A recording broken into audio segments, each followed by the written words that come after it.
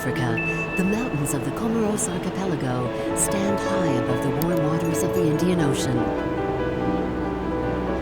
These tropical islands. This story takes place in India, home to a rich patchwork of peoples, cultures, and ancestral skills. Its name is Ylang Ylang, meaning flower of flowers. This is the story of a man who was born in Venice and who in 1993 decided to leave France for the Indian subcontinent. Its distilled fragrance can be found in more than 300 It's the story of a man whose embroidery workshops collaborate with some of the great names It's one in of the haute most couture. frequently used natural materials in luxury perfumery. Yet, this precious tree is struggling to survive in its homeland. It's the story of The production Maximiliano, techniques who has been inherited working from colonial tirelessly past are outdated to see and embroiderers take their desperately rightful need to be place in Indian replaced. society.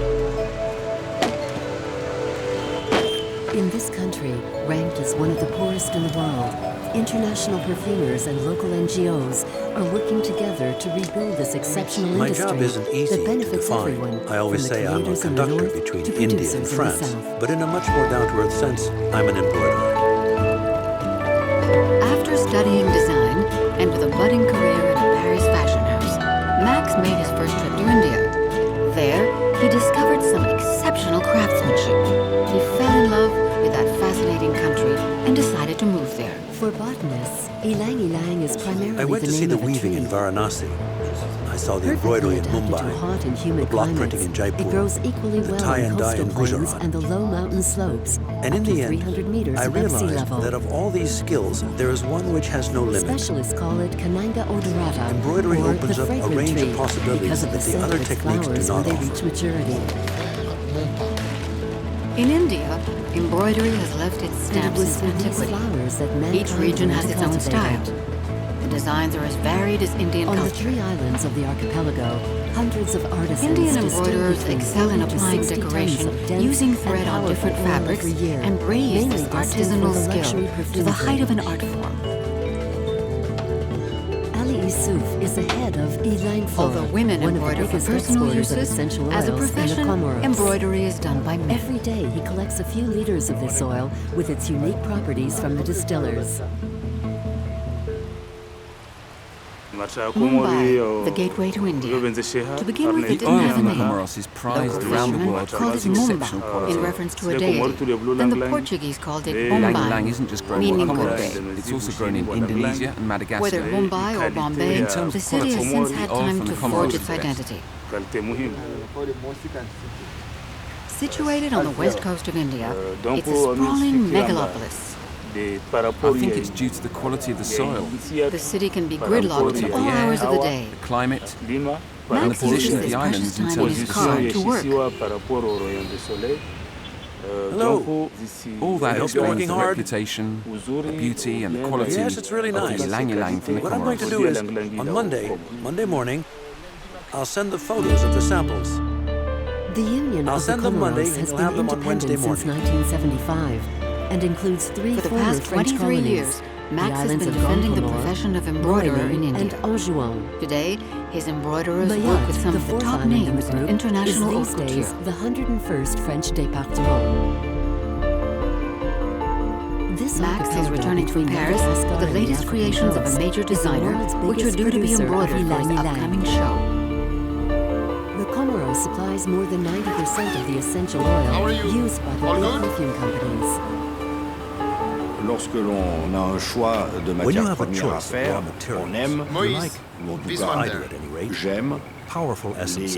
les essences This one puissantes. there, C'est-à-dire called qu'il faut de caractère et on les utilise Urgent pour priority, ce please. caractère. One more frame, one more La frame. grande please. qualité found de in l'Ilang, Okay. c'est d'avoir So this one cette remove, put it over énergie there. solaire. Okay. Here, this one close the frame, this part. Fascinated Okay. by the power of Ylang Yeah, Ylang, 3 black Thierry sequence Vasser is here, the latest and in a then long line black of cardana, passionate black perfume cardana, black creators. cardana. Okay, no From crystals. Aimé Guerlain Okay. at the end of the 19th century to Ernest In the Beau for workshop, Chanel in the men work in 1921 silence. and Francis Fabre The only for sound, Ricci in the the hum of the 1950s. fans. The enthusiasm of perfumers has transformed the fate of the Comoros Islands. During the 20th century, they became the perfume factory for colonial France. And on the island of Anjouan, the ruins of the Bambao distillery today bear witness to this past glory.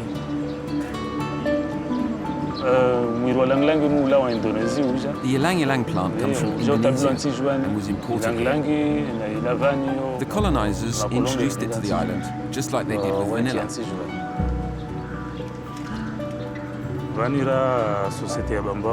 This is the Bambao company. They sew on This is where they sequins, distill pearls, and ylang-ylang, using cloves, techniques. vanilla. Zardozi embroidery, and lemongrass. done using a needle. It was a big company here in the Comoros. Lots of people worked here. And Aari embroidery, It was a little like a state within a state. It employed the majority of the Comoros population, especially here in Anjouan. Everyone worked for Bambao. The Comoros Bambao Company was created in 1907 and reigned supreme over this huge tropical garden and those who tended to it. My father was lucky enough to work for the Bambao Company. He started as a simple agent, but by the end, he had a lot of responsibilities. the fine embroidery we're familiar with today is His work at the Persian Bambao embroidery. Company kept us. In the his family. 17th century, the Mughal emperors encouraged its development, and it was Because my under their father was rule an that employee, many Persian he had artisans access set to up in India. education. We were school. I was able to go to a private school. This arrival of the Salary my Persian father population in at India Bambao. brought an influx of Muslim craftsmen to Agra. That's why When today, the Comoros the became majority of the independent in artisans that one might consider 1975, the practitioners big of an estates were Indian art broken up are in and the fact colonizers Muslim. left the islands. 98% of the With embroiderers that we came the employ are collapse of a Muslim. production system tiny that had been percentage are entirely Hindu. dominated by French interests. Today, the population is mainly rural, and most people The make a living from the embroiderers work land. together and hold their hooks precisely, taking care to be in perfect harmony. Now the local populations have taken back the colonial Today in land. the workshop, there are 24 embroiderers. They cut This down the will rise to ylang-ylang 50, tree 60 in order embroiderers, to which is the size of a as one Persian cannot workshop. live off ylang-ylang. You need On this other project, there's an average of 360 So the hours of ylang-ylang embroidery trees per were design. replaced with bananas, Fortunately, manioc, it's in coconut pieces. palms, and breadfruit. The Today, dresses the arrive landscape in looks workshop completely in different pieces, from what it was during the colonial bottom, era. sleeves, back, which allows the embroiderers to work. Once decorated, each part of the dress is sent Over back to the past Paris 40 years, to be assembled the ahead of the Comorians have catwalk been show. gradually moving away from cultivation exclusively In for the international 1993, market. Max met Asdin Quantities have Alaya fallen, and worked with him in his quality is Paris irregular, studio. and the local people are struggling to feed their families. This encounter radically changed the course Here, of his life. almost half of the population lives In on less than 92-93, €2 per day. Asdin was the high priest of fashion. Everyone wanted to work with However, Alaya. ylang-ylang is still You thought one you of the might work with country's all main sorts of people, exports. but you never managed to And work with boosting Asdin production Alaya again and be could lucky really enough to help work get with a the god. Comoros economy back Then on one its day, feet. that god The says big to you, perfume "Why don't you companies come and would work also with me?" benefit from this renaissance. Wow. That's Those what 4 perfume years I shared with creator for Asdin, Kathmandu, Thierry working day and Vasser night, believes. thinking, He is being welcomed by understanding, Ali Yusuf in the creating, Comoros for the trying second time things this out, year. He undoing, is one of the rare noses redoing, to regularly visit basting, the country to better unbasting. understand its raw These were key materials for me. and those who because I produce them. finally realized that you mustn't make De toute any façon, on compromises. dira paradoxal, And if you're cette capable of industrie sticking to a one typiquement might say, then you can française, arrive in celle a du terrible savoir-faire typically des, your own. des métiers et du luxe, He told me in souvent, 1997, you're not a se great fournit designer, dans des but pays you're a great extrêmement dress pauvres, comme decorator. ici aux Comores. Et And je suddenly, pense I like qu'il y the a idea beaucoup de of being a problèmes dress de decorator. chômage, I believe chômage there's a de lot jeunes of aux unemployment Comores, que here. beaucoup Many young people perdent are la vie en unemployed. mer pour Many partir lose à their lives Mayotte at ou je sea ne sais trying to où. reach Mayotte, for instance. C'est It's a dramatique. terrible Et situation. moi, je viens de dire, vous avez So I've une come to say that you agriculture have an qui agriculture potentiellement that peut has the devenir potential to quelque become chose something d'extraordinaire extraordinary. pour On la March 1st, population 1998, en I général took a aussi. one-way trip to Et Mumbai. c'est Our aussi de responsibility notre to work with the responsabilité Comoros de in the travailler production of avec les ylang-ylang Comores Over sur the une past 10 filière years, pour l'Ilan the city et of d'autres Mumbai has choses. been undergoing steady change. Today Until it is now, home to some Comoros 50 million ylang-ylang was inhabitants, exclusively including about serving the 50,000 needs of the embroiderers. perfume industry. Today, Most of them live production and is work in the becoming more 600 focused workshops on in the heart serving of the the needs city, of the local in what is people. known as the Muslim Quarter. For Marie Aziari, head of the Filière In another Durable 5 to Ylang 10 years, program for the embroiderers sustainable will have been ylang-ylang forced out of production, town, that is the driven only way out to by effectively unsustainable real modernize estate an inflation. industry under threat. In certain neighborhoods, prices can reach up to $30,000 per square meter. Continue producing for years to come. And they are In very much Mumbai, aware of the two fragility worlds exist de la alongside one fragilité et de la another. But for how much longer? So their approach now is no longer about the rich exploiting the poor. That's not where we're at. Traditionally in India, everything is organized around specialist markets. The Paithani company supplies all the workshops in Mumbai. Because it's no longer It sells economically everything. viable. Pearls, spangles, You need a ribbons, vision sequins. Max comes here to be inspired by new materials. Take medium and long-term initiatives. Yeah, this is what I'm looking for. Show me. Show me everything which is in mother of pearl For color. most young Comorians, ylang-ylang is something from the past. It will take time And what to are these convince them that stones here? this flower can offer them a future. There are many And challenges. then you can get in all these and wounds colors. run deep. From the flower to the weird, vial, but we never every know. step of the production process needs to be They're reinvented. crazy, aren't they? Look. That's really something. On the island of Grand Comore, the biggest of the islands are Sweden, the affiliate of the program is I know, announcing because some you can do impressive all results. enamels, all the colors. Marie Azari and her local teams are currently I'm not sure what breathing I'll do new with life them, into but it one of doesn't the matter oldest for now. and biggest Sometimes you establishments on realize the later what islands, you can use it the for. Omblo Distillery. 25 grams, 25. You've done the other ones, huh? 28-year-old Omar Hassan is the I estate really manager. you took it out, huh? Oh yeah, it's here. Wonderful. This one I want. Together, Marie and Omar have decided to start from the ground up and have set up an ambitious program for training the growers. From Grand Comore, half of the ylang-ylang trees date back to colonial times. Many are dying, others are returning to the Show wild. me everything you think can When you be look here at interesting. the Umblo plantation, White there are many trees that Show are me. old, but which continue to produce good flowers. That is The because color is we are nice. constantly maintaining them. You take 50 grams of Maintaining each. them Huh? and improve them. 50 grams of each, 50 grams of each. Without human intervention, Kananga odorata, the flower tree, can grow to a height of 30 meters. If it was real caviar, you The would know how top to needs talk to to be me. regularly But it's chopped not real. off to Okay, encourage let's a see. solid base. Omar Hassan is explaining Indeed, it this does look like process caviar. of The de-heading to glass his pearl is teams. crushed on one face. It costs 200 euros for 400 grams. Removing the branches that Too grow expensive. upwards and Okay, still encouraging give me the some tree to grow downwards. Give me a little bit of black. I'm gonna see if it can work This on makes the life easier for the harvesters. We don't have to climb up high. It's a regular. Give me the Also regular. encourages And better give me the sugar one flowering. also. Because if the tree doesn't flower at the top, Okay, and then we'll see if we can... it saves energy, and all its fresh sap is sent down, resulting in a lot of flowers. So beheading is very important. To begin with, people told me the embroiderers would never move from the Muslim quarter, which is why I set up my first workshop in that neighborhood. Then I realized that I shouldn't listen to what people told me, and that anything is possible. At the end of the rainy season, If I wanted to establish something sustainable, I absolutely had to get out of that neighborhood and escape the very particular mentality of the Mumbai workshops, where embroiderers live, they sleep, In the Umblo and work in the same plantation, place. around To 20 my mind, permanent that's no way to employees work. rotate around the many plots on the plantation. It's a city which gives a great deal, but it's also a vampire city. That's why I'm always glad when we get back to the workshop, because it's a privileged space where you're protected from the city. Thanks to their hard work, these orchards of trees, sometimes more than 50 years old, are enjoying a renaissance. Surrounded by skyscrapers, a symbol of modern India, the workshop is located at Shakti Jerry Mills, Vassar the greeted this with Mahalakshmi much neighborhood, enthusiasm on the edge of the during his Muslim last trip quarter. to Grand Comore. This area is where the textile factories once weaved cotton. Although the His embroiderers return have been today practicing will their allow art him to since see the 18th century, made their since status Omar is now took over at evolved. the estate. Never seen so many. There's a tradition in India where craftsmen are paid by the day. Never so many.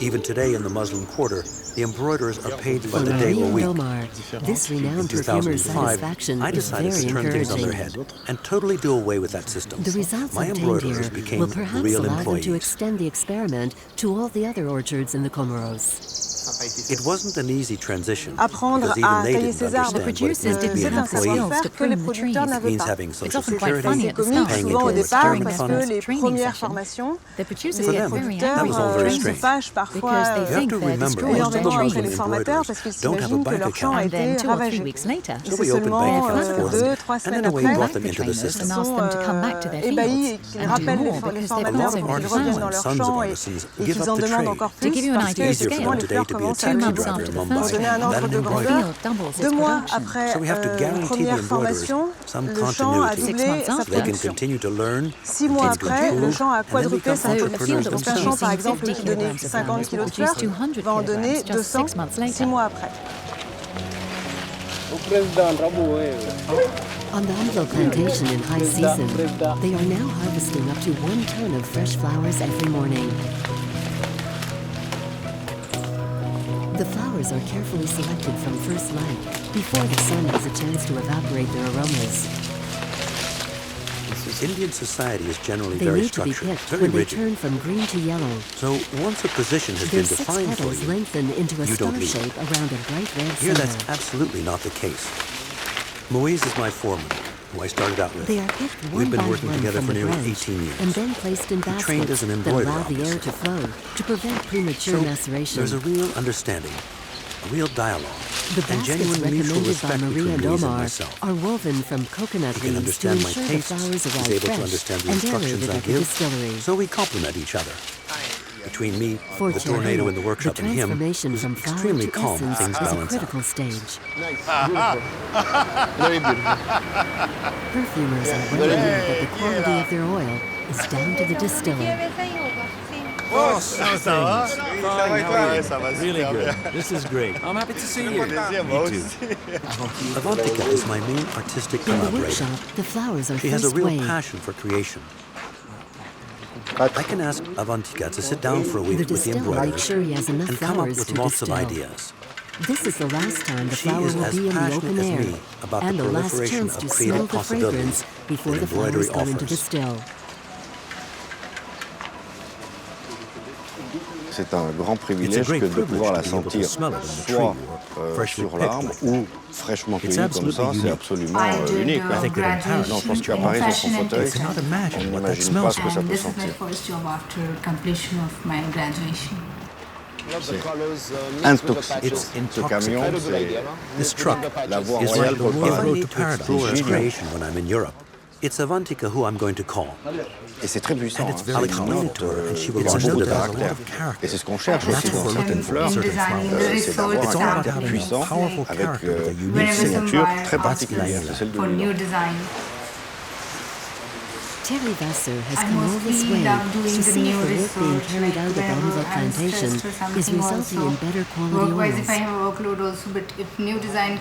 Only by visiting the site can we be sure, because the ylang is distilled at the production site, far from the laboratories in Europe. En général, les fleurs, donc, toutes quelles qu'elles soient, n'aiment pas voyager, c'est fragile. Il y a un phénomène d'oxydation. Ils remarquent très vite ici, la fleur brunit en quelques heures. Il faut la distiller immédiatement, plus vite. We need both But they Hindus still and need to Muslims in wait the a little to managerial find team. out the distiller's verdict. Moise is a Because Muslim, it takes on she is a average Hindu, and for 15 me, hours to it has distill never been a between problem to 100 have to this cultural 200 mix, kilos this religious of fresh mix within the flowers. workshop. Wait, weren't you asked to turn this around? Start at this end? From where? From the skirt.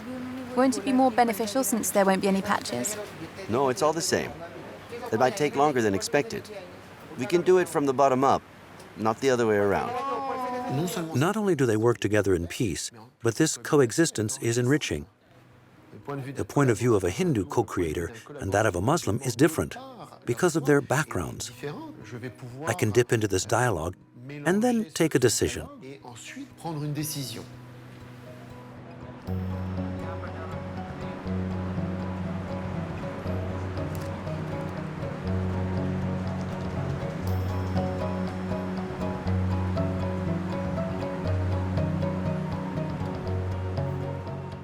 My problem is the number of hours we have left to do the embroidery. We're just working it out. I have to get it finished. You know what I mean.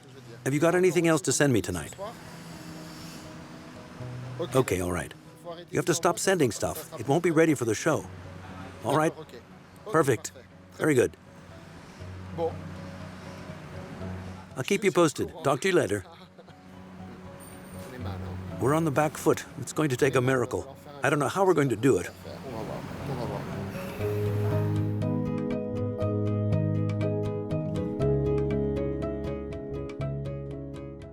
It's been a challenge every day for the past 23 years. You have to earn your place in India every day. You don't just earn it to begin with, and then suddenly you've got India served up on a platter. No way. India means every day. You have to stay on top of your game and make sure that what's happening in India is in step with the fashion industry in the West. Now start with the white, put me one piece, and we know that 12 pieces is unprocessed. This is good.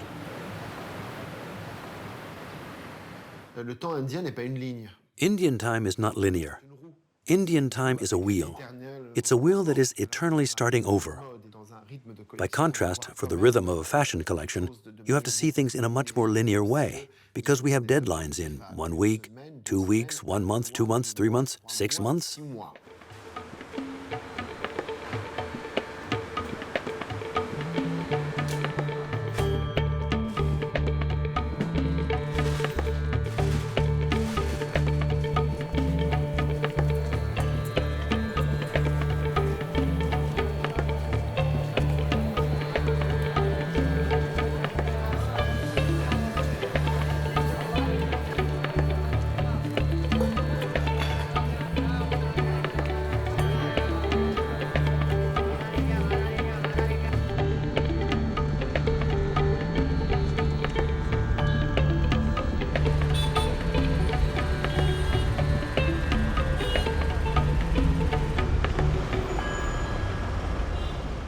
Indian time is not the same in Mumbai, in Lucknow, in Jaipur, or in the south of India.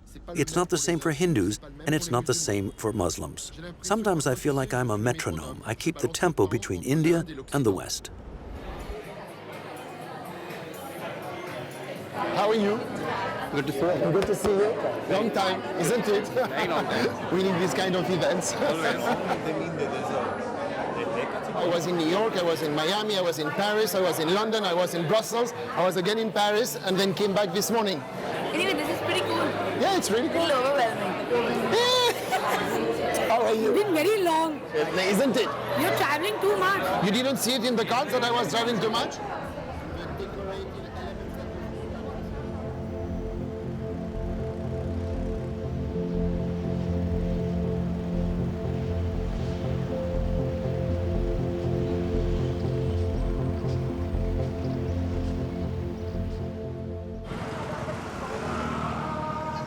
Max often makes a flying visit to Lucknow. The city has long had an active embroidery sector. A center of Shiite culture in India, Lucknow is located on the plain of the Ganges, more than 1,400 kilometers from Mumbai. In the 18th century, it became a cultural beacon in northern India under the influence of the Nawabs of Persian origin, who then attracted numerous artists and artisans. Today, this sleeping beauty seems to have been overlooked to the profit of Benares, its celebrated neighbor.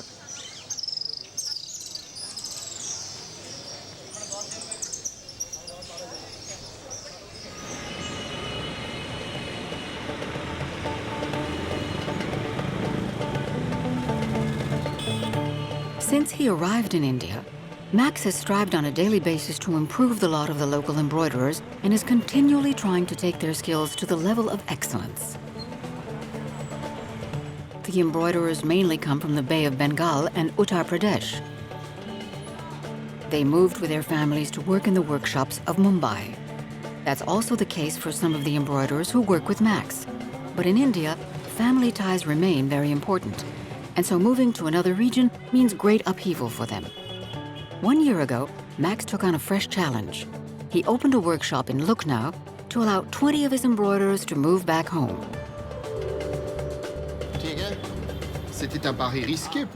It was a gamble for them to say, okay, we've been settled in Mumbai for a few years. we're going to go back to our families. But there's no reason why an embroiderer, if he could be a professional in Mumbai, couldn't do the same job in Lucknow, surrounded by his family. And today, the success of this pilot project confirms this intuition.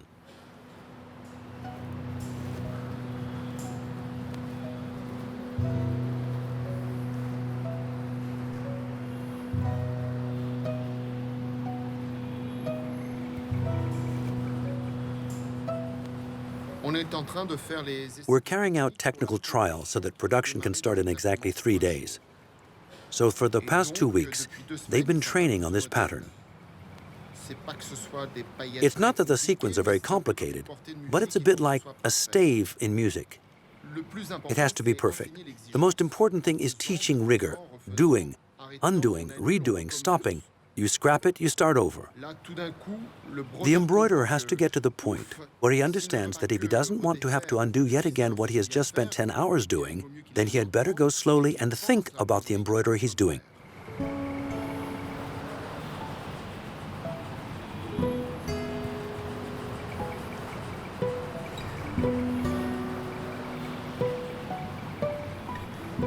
So 28,000 hours of embroidery, 28,200 hours. That's right. If one embroiderer had to produce this alone, it would take 3,120 days of work. In other words, almost 9 years.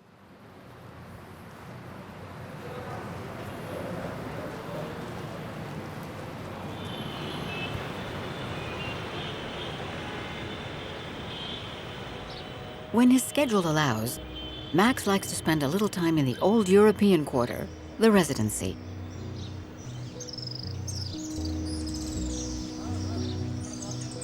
In 1857, the Residency was at the heart of a merciless battle between Indians and the British. Sections of the wall still show signs of cannon shot. The effervescence of the city does nothing to disturb the tranquility of this place. You can almost hear the music that used to be played in these houses. You get an impression of what life used to be like for those British officers and their families in the Residency. And you can feel the struggle that took place between the two cultures, the Indian nationalists at the time fighting for their independence, and the British officers. Each stone, each tree, each moment recalls a piece of Italy. It's the Appian Way, the Forum of Rome.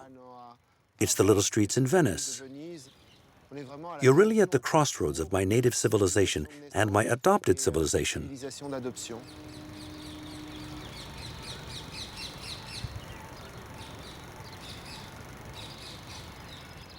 I really feel at home here. It's true, I've always been between two cultures, between Italian culture and French culture, and between Western culture and Indian culture. And I think what I've found in India is an additional, complementary element to European culture. At the end of the day, the thing about Italy, where I'm from, is that Italy is the most wonderful open-air museum, all those ruins, the past which is omnipresent.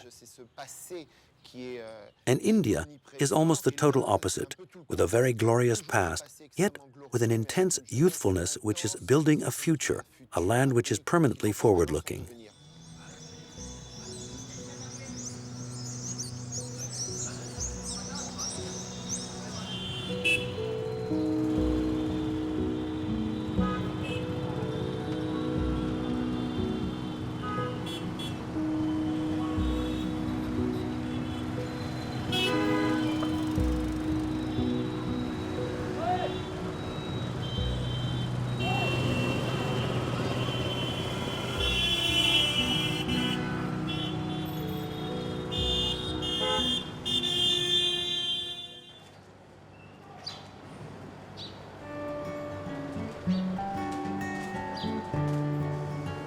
In the Mumbai workshop, the designers from the best schools concentrate on the task at hand.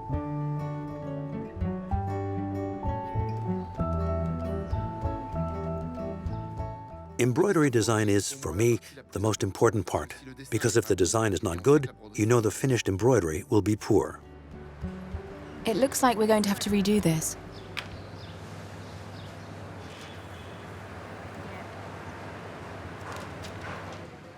When the tracing is ready, we have to transfer it.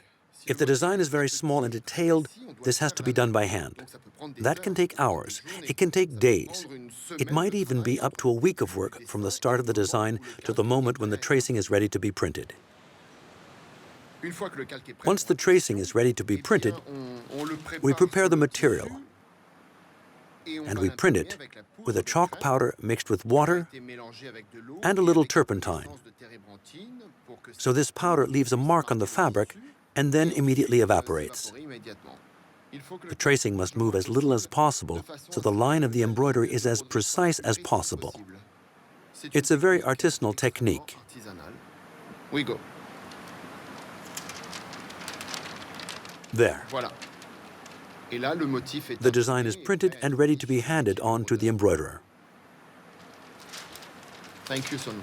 Now all we have to do is do it. In India, embroidery is sometimes done on the ground. The fabric is spread over a camp bed called a kathya. In Europe, women embroider freehand, sitting in a chair. The position and the movements are not interchangeable between East and West.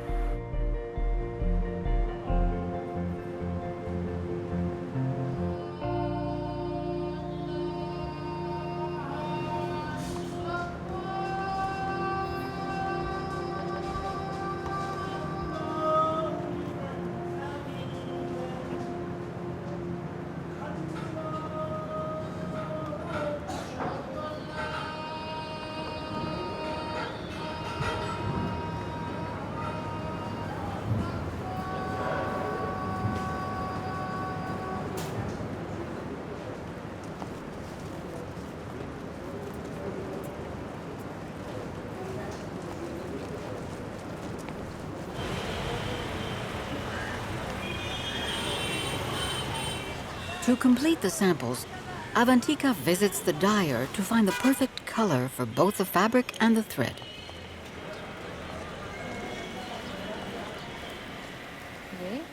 Is it all the same fabric? Yes, it's all the same fabric.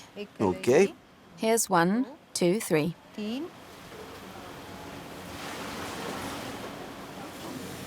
blue color. This blue. ये वाला color.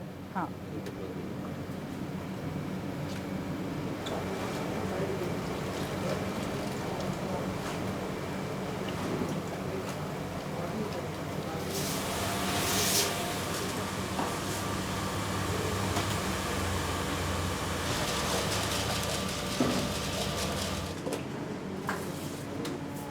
This looks good. Dyers can also dye the pearls and sequins, but the color doesn't hold. Max doesn't use this method because his embroidery requires pearls of impeccable quality.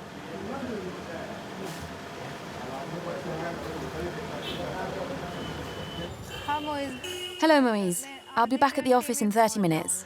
नीचे ही है max. ठीक है. Thank you.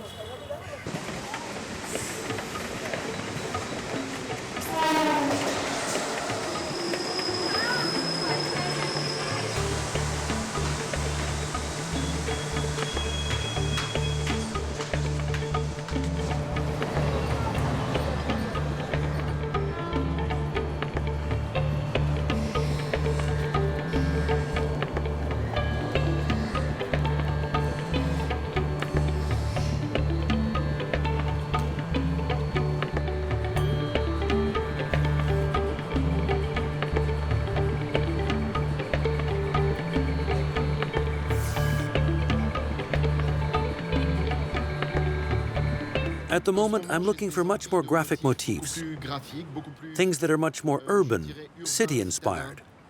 We'll see. I'm trying things out. It's key that we're not only technically at the cutting edge, but also creatively, so we can contribute to reflection by developing samples, trying things out, and I hope that will spark some ideas for the creators.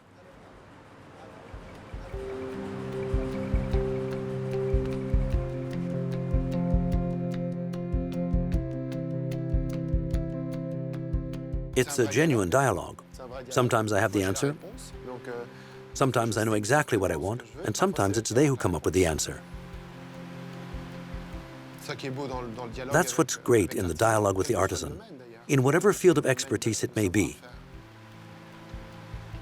It's the dialogue between creativity and handiwork, and how that handiwork will transpose or translate the idea that one projects.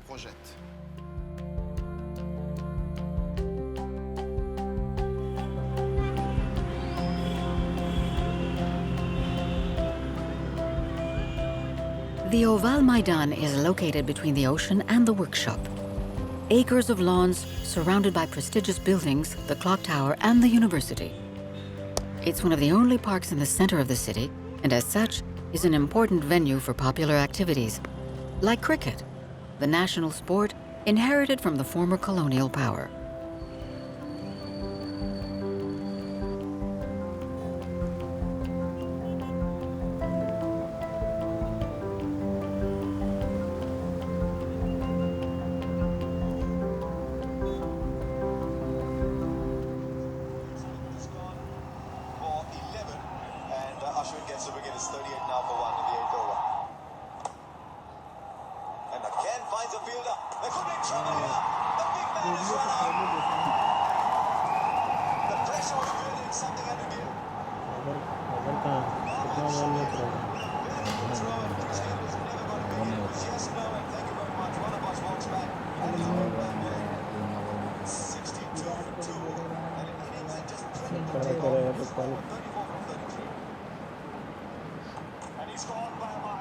Moise, how many hours? 4:30. 4:30 hours. And still going on. Okay, next one we'll do better. I have to be sure that what arrives on the other side of the world is perfect. Well, that won't be exactly perfect because the back is not as good as the front, but at some point you just have to stop. Okay. Yeah, remove all those. It's ready. It's no longer an embroidery. It's no longer a piece of fabric. It's become a material in its own right. It's become like a real second skin. I thought we'd never finish this black dress. No kidding. It's entirely covered in sequins, and 3mm sequins at that. Because obviously, it would have been a whole lot easier with 5mm or 6mm sequins, but the master chose 3mm, which explains the embroidery time. 430 hours of embroidery in 1 week. And what's more, during the cricket semi-final. People don't realize the sacrifices the Indians make. Bablou, chalo. They will finish in Paris. We don't have time left.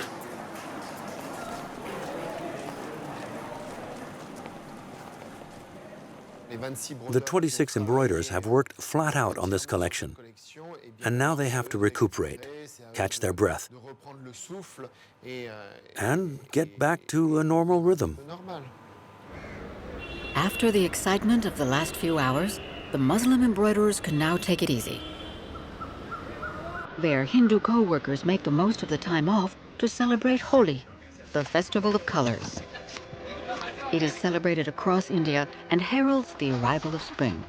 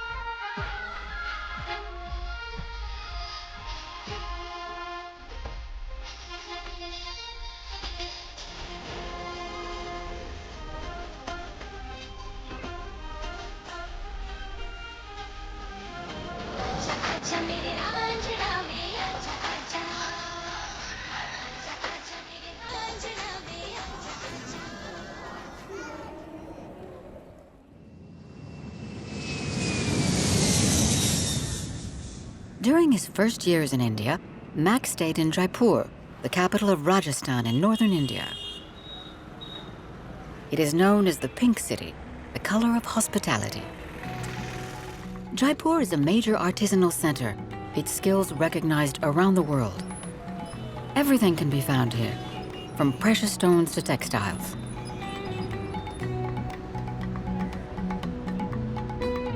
Max comes here regularly for inspiration. The air here is sweeter than in Mumbai, and the pace less frenetic. After 20 years in India, Max has created the kind of space he'd always dreamed of. An experimental laboratory where young Indian designers show their latest creations.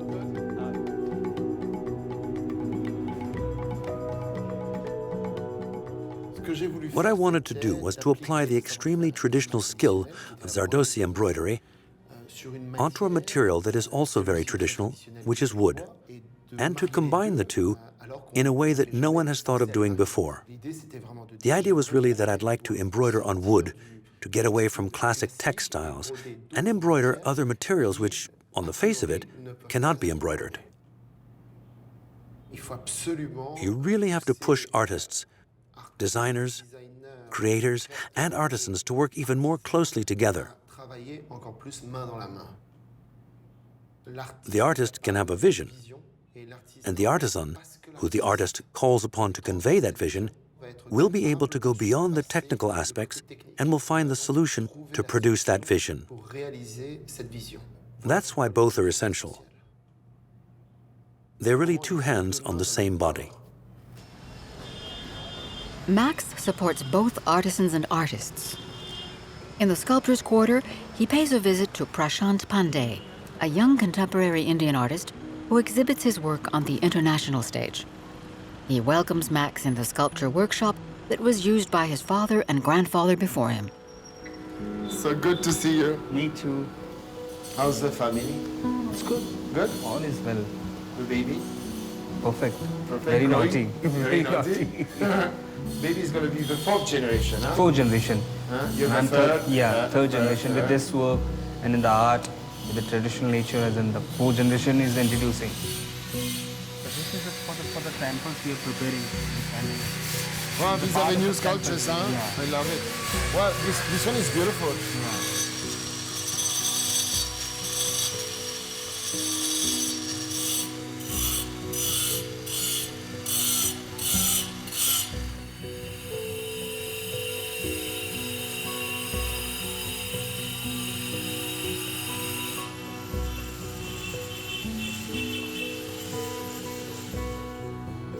Prashant works are shown in his gallery, a short walk from the family workshop.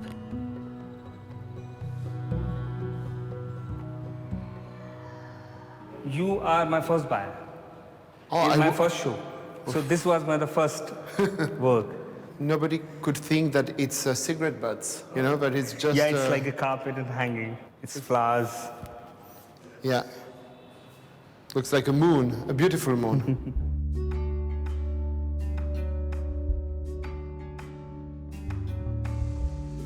Max supports Indian artists, but he is intrinsically linked to the local artisans. He has always strived to give these men and women a genuine pride in their expertise.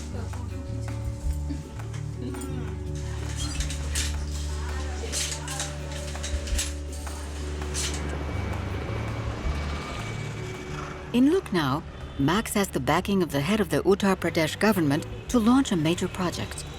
Together, they have undertaken to create a foundation to promote the work of the embroiderers. Craft and artisans are part of an Indian tradition. And especially, this happens in families. The father does it, the son learns from him, but it's been going on in the family in this way. And so that it doesn't end, that is why I felt it should be encouraged. We should financially help them because it can change people's lives. Because it is not a small number who are involved in this. There are millions of people who are concerned. For the project, the state has given him premises in the center of the city. This is going to be the place. Right.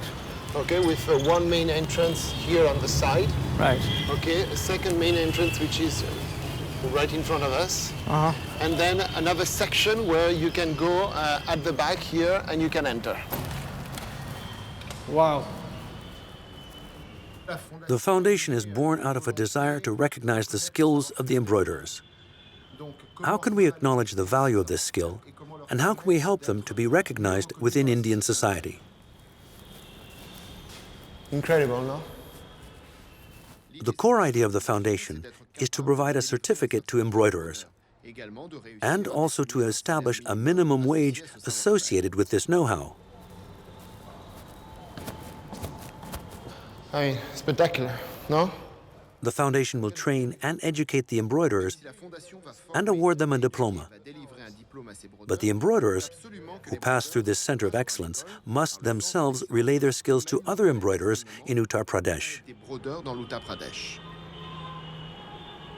Here, along with the chief minister, we have undertaken to have an impact on at least 100,000 people. Careful to the door. If this expertise is not protected, supported, developed, and maintained at a level of excellence, it will be lost forever.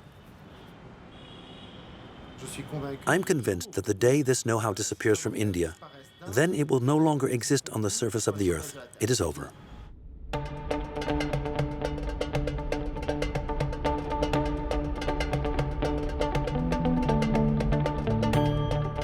Back in Mumbai, Max goes to the Muslim quarter to visit his master who taught him embroidery.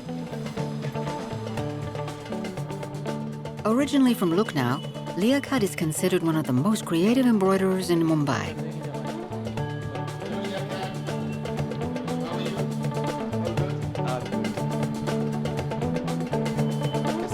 Oh, good.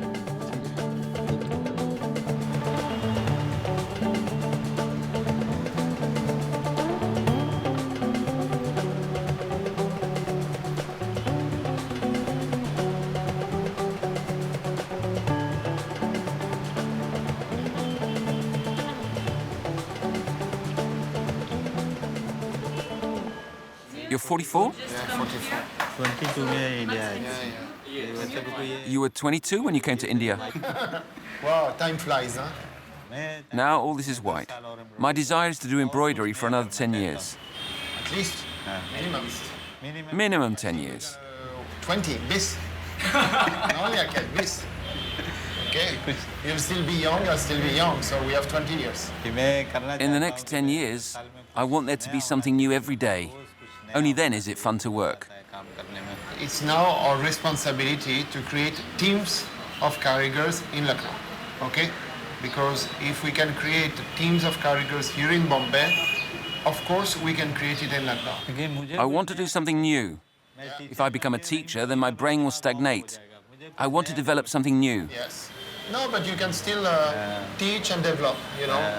We'll do the two things in Lucknow. Of course, if you invite me. It'll take time. It's possible with time. You need time. Yes, you need time. We know that craft requires time. Okay, it's not going to happen like this. It didn't happen here like this. It didn't happen in my unit like this. If there is time, we work hard and pay them good salaries, then it can happen. Training, time, salary. Good salary. Of course. If we pay them good salaries, then they can be ready. Salary recognition. It's the beginning. Beginning of a new chapter. New challenge. A new challenge. The act of embroidering is an act of transpiercing. So you leave a mark in time. You've marked your time. You have left your imprint on something as ordinary as a piece of fabric. But that imprint remains and can never be removed. It stays.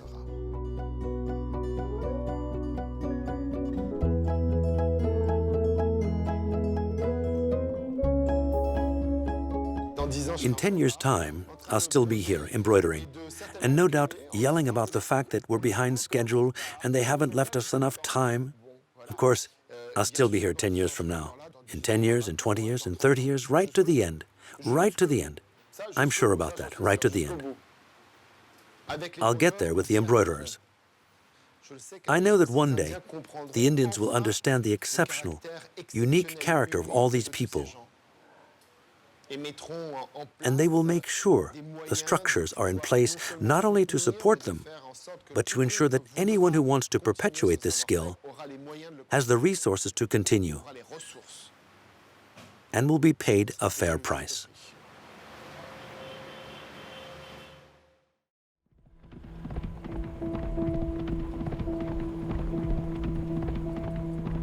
The story begins on the immense steppe of Mongolia and continues in Kathmandu in Nepal. It's the story of a man who, for the love of a young Mongolian woman, decided to change his life and dedicate himself to the creation of one of the most beautiful cashmeres in the world. It's the story of a man, a nomad amongst nomads, who traveled from his homeland in Germany to Nepal and the Mongolian steppe. It's the story of Christopher, who, during a voyage of discovery, introduces his daughter Allegra to the magical fiber that is cashmere.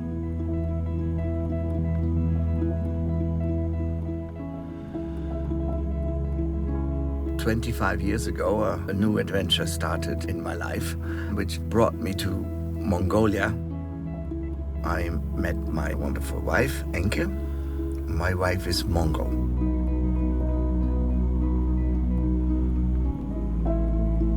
She is one of the reasons why I stayed longer than originally planned.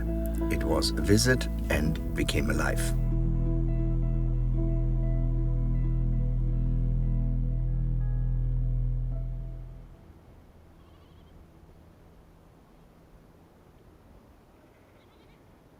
Christopher left behind an exciting life as an actor and rock music producer. Mongolia became his adoptive home, and on its arid lands, he has set up a company producing luxury cashmere, a treasure guarded by 20 million goats.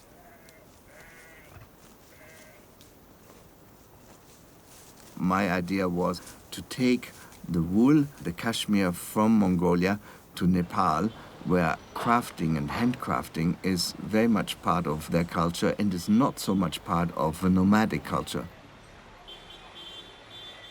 Today, he makes one of the finest cashmeres in the world. Some of the world's greatest fashion houses have succumbed to his sophisticated feather-light shawls, soft rugs, and warm blankets.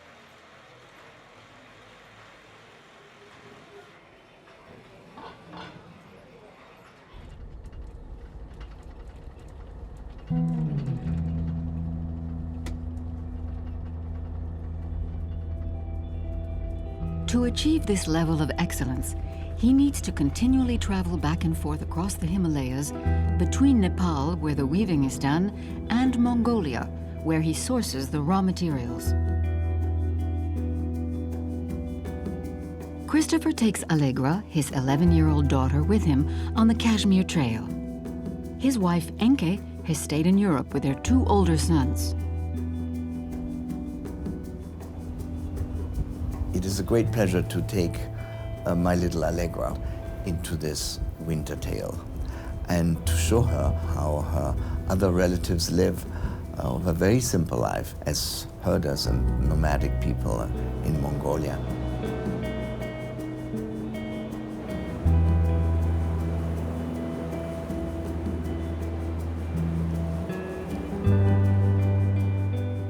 For more than 20 years, Christopher has been weaving a special relationship with the Mongol breeders who supply the cashmere wool. At New Year, he goes to visit a breeder named Moto. Their families have been friends for a very long time. Good to see you. You're looking well. Hello. Hello. Hello. Rabata. Hello, Handa. Hello. Samano. Ah, see you. All the polo players. Okay.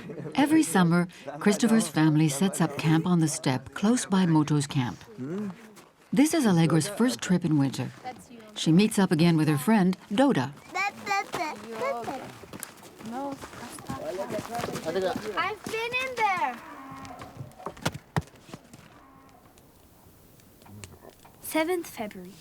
Dear Miss Wolf, I will write about Mongolia and draw pictures in this book as part of my summative assessment. I will sort of write a diary so you can see how I learned and what I did during the week of the summative.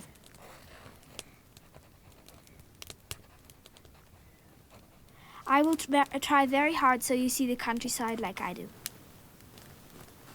I will also write about the culture.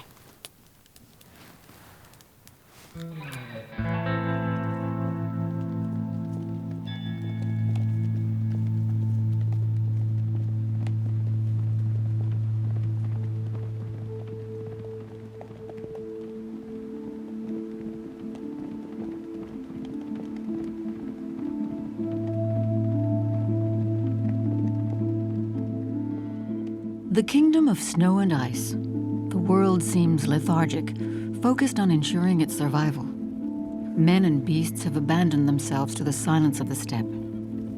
The presence of Genghis Khan can still be felt in this valley.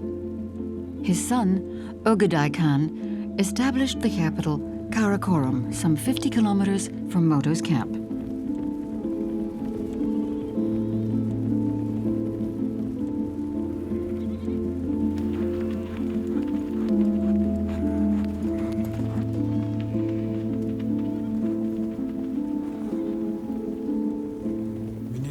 My name is Moto. I'm a breeder. I live on the outskirts of Karakorum with my wife and 2 daughters. My daughters go to school in the city. My wife and I stay here to look after the animals.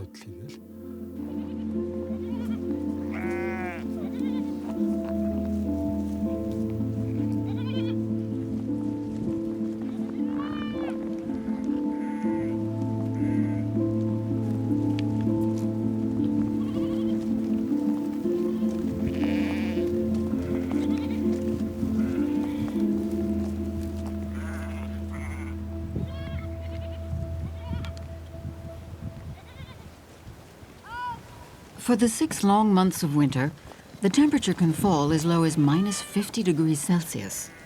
The goats are protected from this intense cold by the soft down they produce, known as cashmere. It's a magic adventure, and the creation of this magic fiber actually happens now in the depths of snow and ice, where nature helps the goats to survive, and the goats grow a down. A down is under their top hair, which creates an extra layer of protection, of warmth, and this is the finest fiber nature produces. This incredibly soft wool is harvested by combing the animals in April and May when the temperatures rise again. Allez, Garcon. Yeah, I'm coming.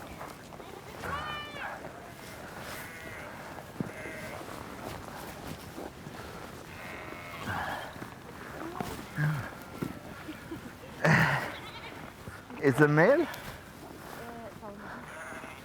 Okay. You see? Oh, pretty.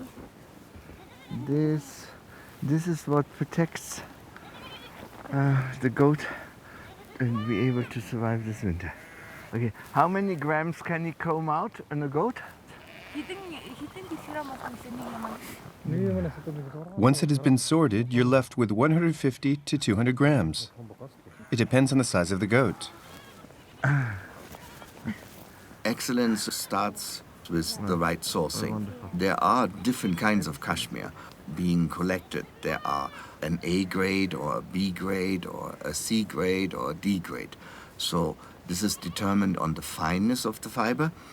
The finer the fiber, the more is the value. So let's say a fiber which is 14 microns or 15 microns is rated higher than a fiber which is 17 microns. And the second element which comes in is the fiber length of the fiber.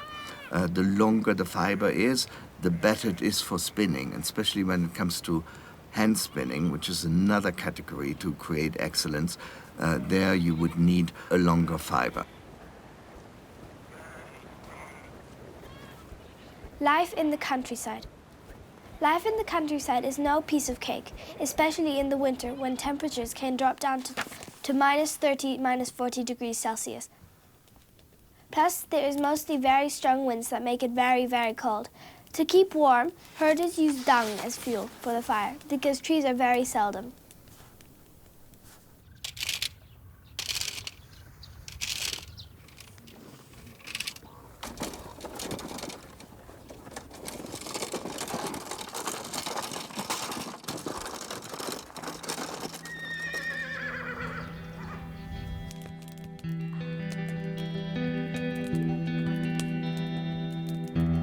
Doda is really like a sister to me. Her family is like my second family because Doda grew up with my brothers, and I used to always go to her when I was little, and I used to always play with her and ride with her, and she just took care of me really.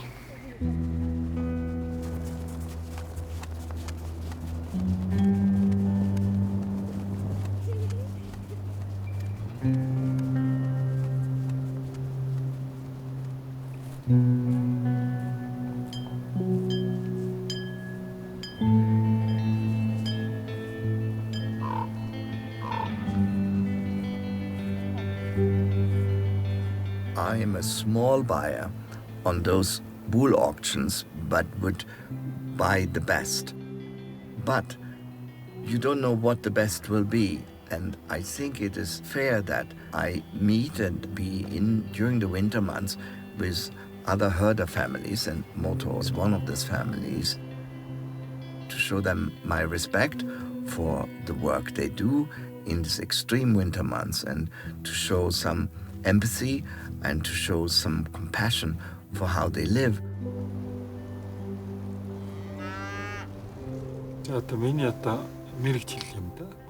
In winter, we have to find the most sheltered place to set up camp. The snow makes it hard for the animals to feed, and they could die. Every morning, I have to give them oats and take care of them. Life is very hard.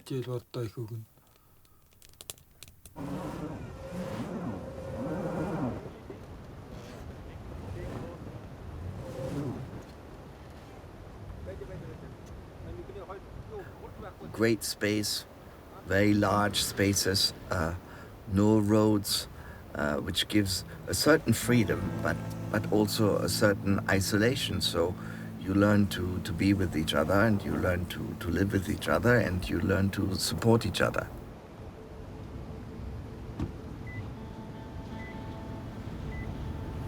Lucky.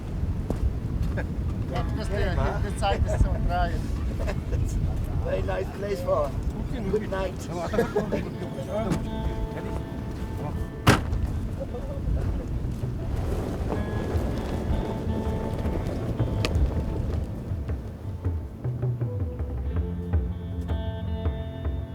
Mongolia is a land of 1.5 million square kilometers, the size of the whole of Western Europe.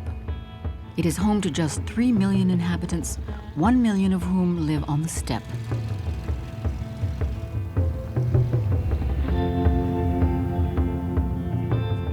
In this last bastion of nomadism, winter is synonymous with fragility and uncertainty for man and beast.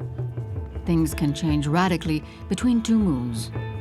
Every winter is unique, and sometimes one may lead to an exodus. Every year, the Mongolian steppe loses a few more of its nomads, drawn by the lights of the city.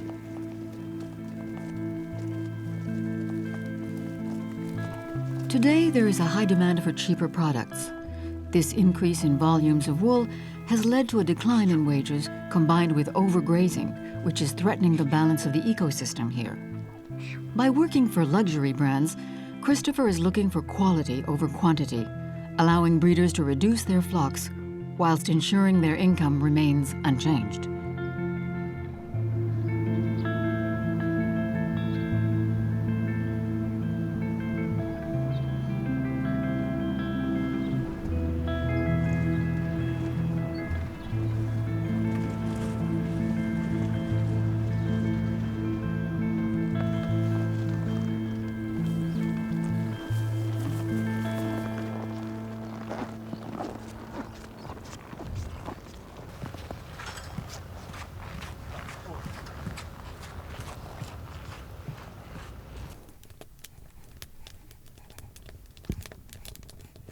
During Chavanat, Mongol New Year, neighbors or family visit each other like in the picture.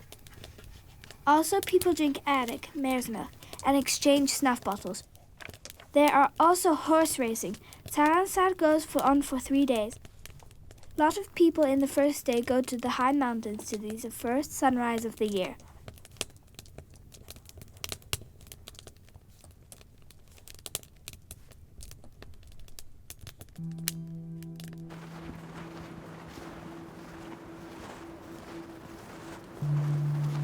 In February, the white month, the lunar year begins.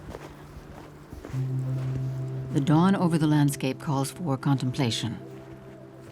The people bless the mountain and contemplate the first rays of the sun, which can be a good or bad omen.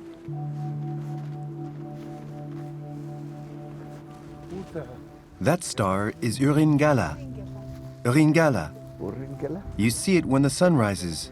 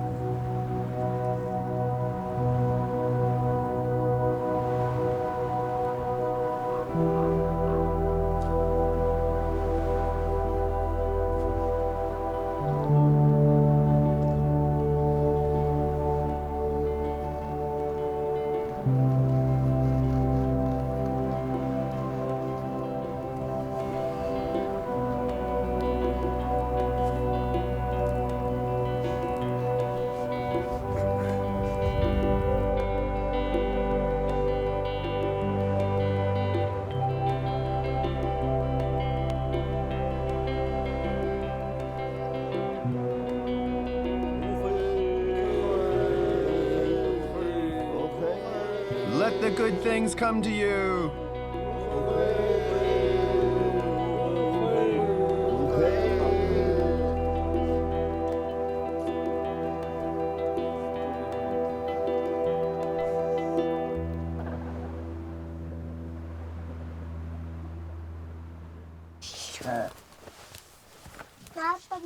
If we win the horse race, do we get a gift?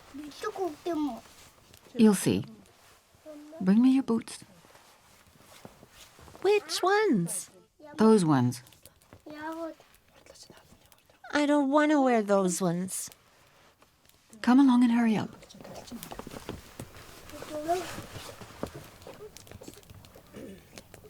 It's the day of the traditional New Year horse race, the Nadam. The families get ready to go and support horses and riders.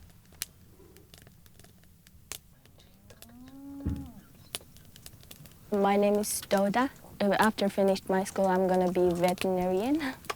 So because I love horses, like animals.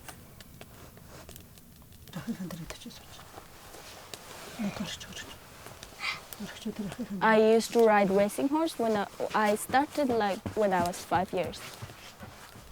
The Nadam is a race for children. Entrants are aged between 5 and 12 years old and race over 25 kilometers across the steppe.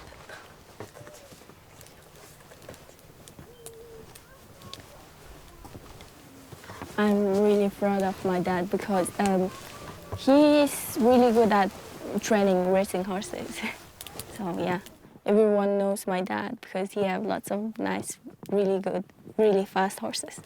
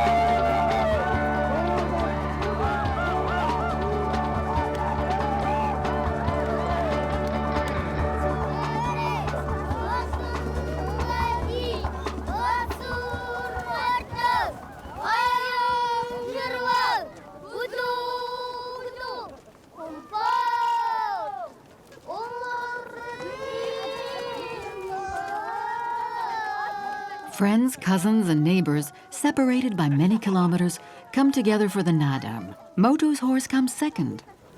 The second place was close, huh? Moto, huh? Was very close. The first 4 or 5 horses were very close together. Very good.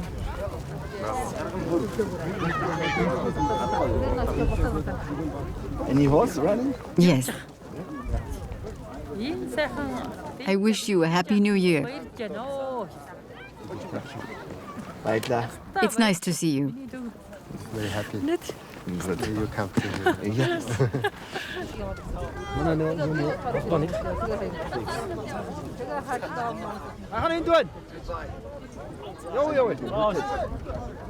The Mongols have a strong sense for color. Essential colors which are strong and stand out and very much alive. When it comes to textile in Mongolia, colors are weave, forms are condensed, everything is strong and to a certain extent, I would say, robust, very appealing to the eye. When I come to a horse race when in the middle of winter, how they are all able to express themselves in their colors, in their forms, their way to dress. This is very impressive to see. Look at our societies in the West, we would see most of the people are very similarly dressed. This kind of individualism, this kind of personal strength in expression, this is something very appealing and very refreshing, and I think I appreciate that very much.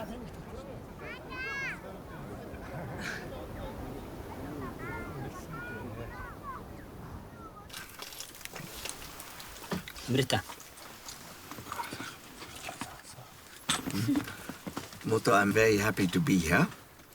I would like to make a toast to you and your family, your children, your friendship and hospitality you have shown us in the last 20 years. It's a pleasure for us too. Thank you. Thank you both. Huh? Thank you. You know you can always count on us.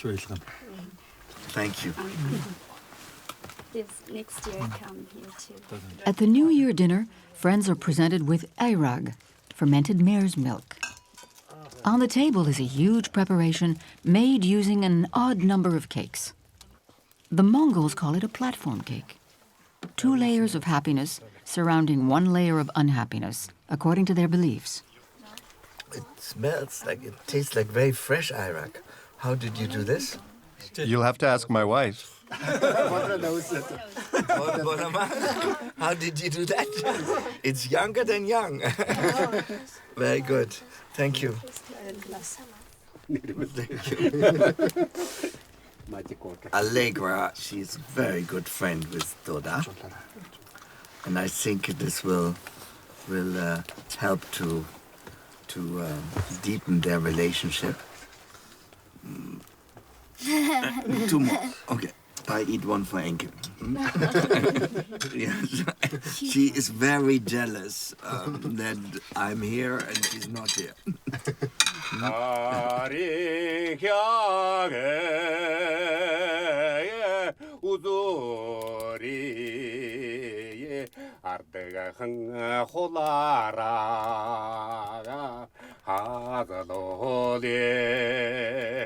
Amta tingaga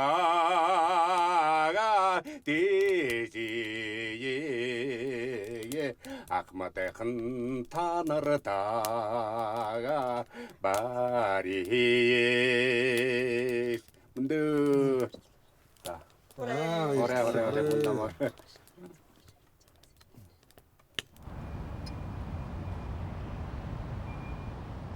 Ulaanbaatar is the capital of Mongolia.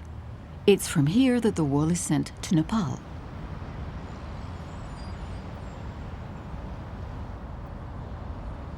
Christopher wants to show Allegra how the wool is sorted and cleaned in the factories on the edge of the city. Sorting and cleaning the wool is a very delicate operation. It varies according to the quality of the wool, and they must remove any superfluous elements. After cleaning, only 1/3 of the initial weight is left to be spun.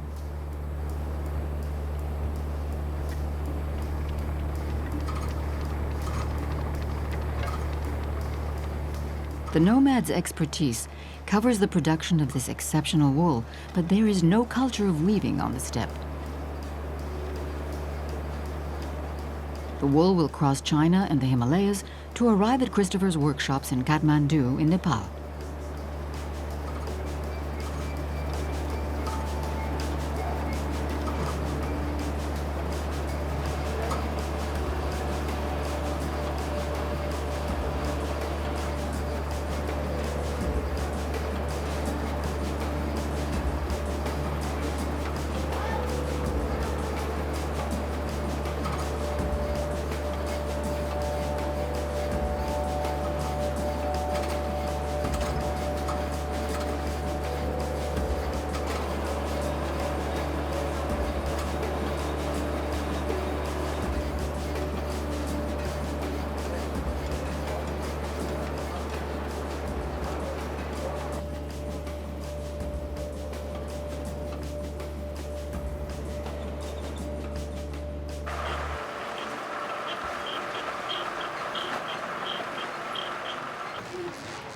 Kathmandu. Christopher chose to live and set up his 2 workshops here 20 years ago, fascinated by the richness of the Nepalese culture. I thought it was more interesting to work with a culture where hand spinning and hand weaving was still part of tradition and of excellence, uninterrupted from the past, let's say, many 100 years ago. The city of Kathmandu was built by the Nevars, one of the numerous indigenous peoples of the Himalayan valley. They represent half the population. The Nevars are considered to be experts, and their reputation reaches beyond the borders of Nepal, and has done so for more than 1,000 years. They are reputed architects, sculptors, goldsmiths, and weavers.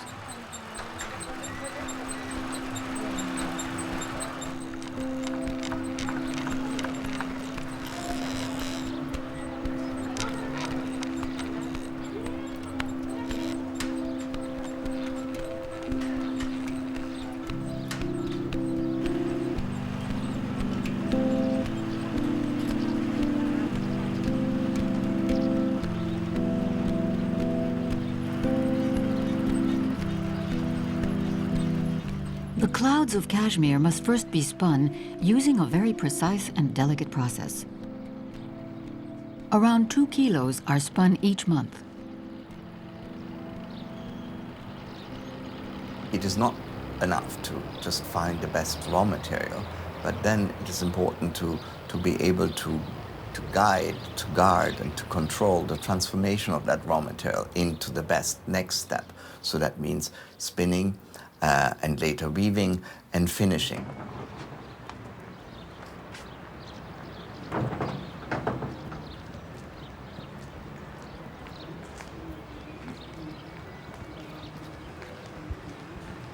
When Christopher returns to the workshop, it's an opportunity to greet each artisan. Some have been working with him for 20 years. He's changed their status, paying them a salary when they used to be paid by the job. It looks beautiful. Very nice.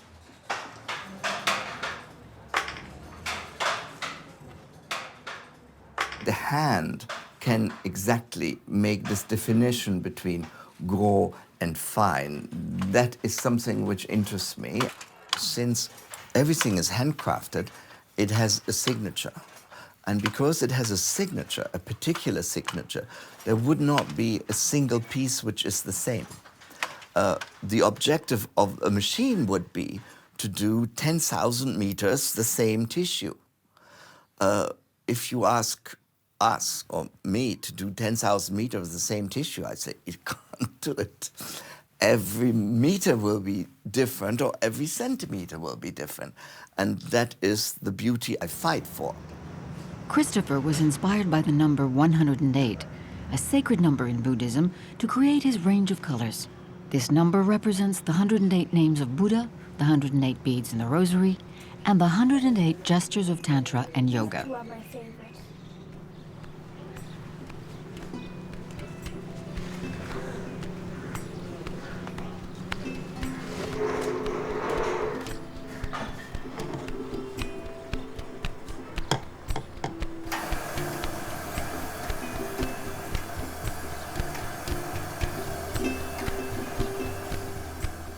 The dye is made using colors that respect white, beige, and brown, the three natural tones of cashmere.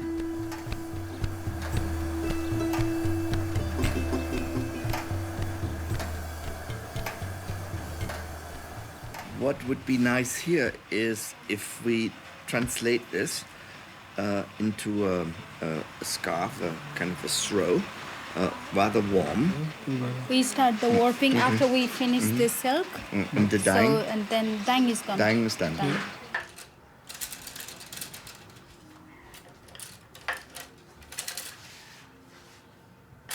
Assembling the warp chain is the first stage in weaving and requires real expertise.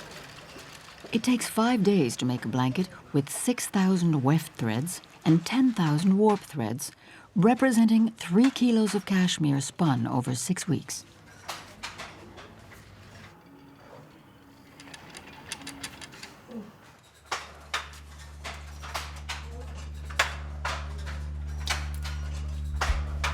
One of the aspects of our atelier is that we are looking for artisans who have also an artistic quality and at least can develop into very highly skilled craftspeople.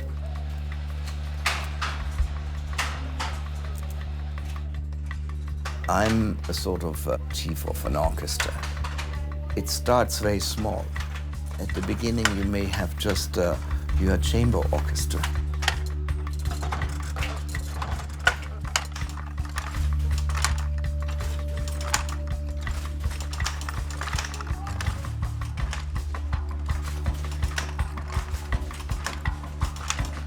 Now we are quite a symphony. We have many players, and they all have somehow been harmonized in the process.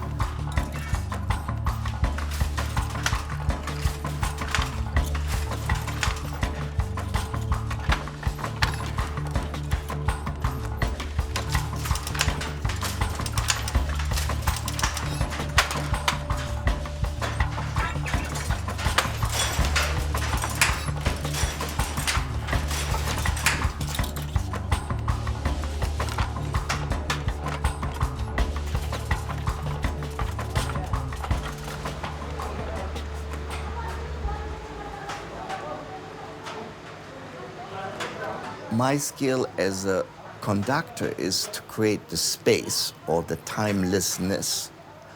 But I would be nothing without the people who are doing or are playing very finely the different instruments they have.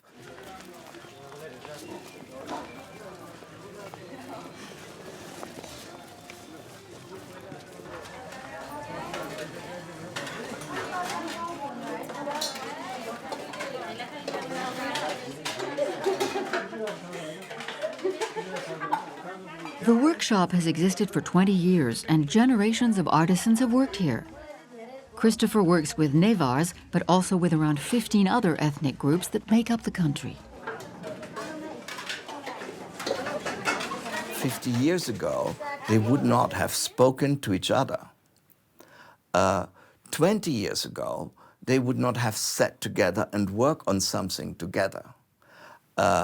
15 years ago, they would not have sat together and eat together. So there is something where I'm trying to unite and bring people together.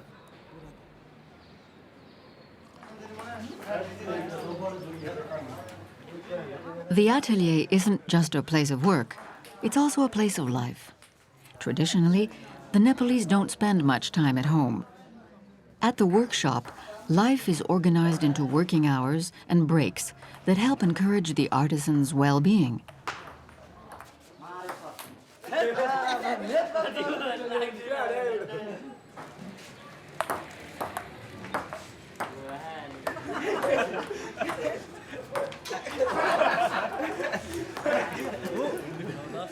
They're actually very good, and it's incredibly good for your whole body and your eyes and your mind, because it's a lot of concentration, and I love that they enjoy it.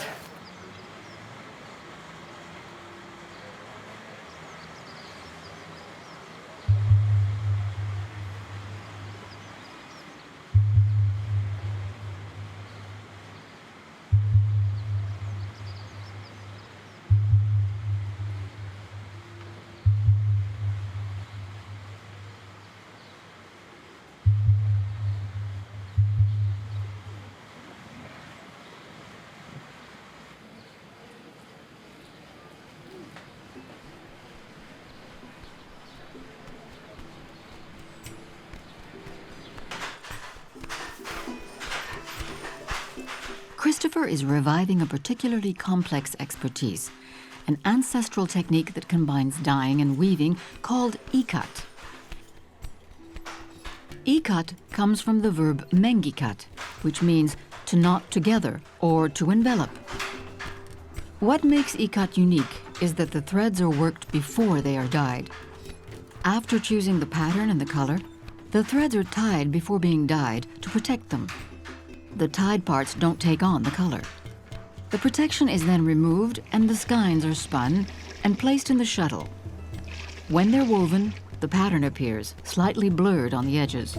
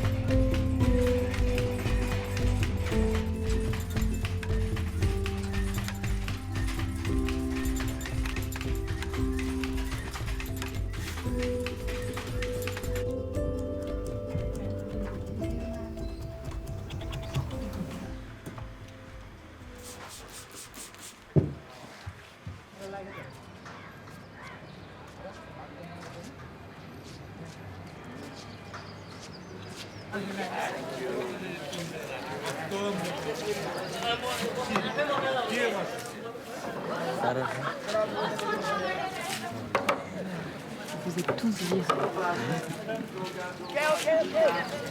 Virés pour moi. You translate. I want to congratulate everybody to the very good working rhythm we have found. It is a difficult product to make the ikat. I think we have found a good solution to put teams of 3 together. I still haven't understood how he's calculating the thread. So, thank you. Who has learned from him? Who knows now? Who knows? Where are they? Come here. Okay. Yeah.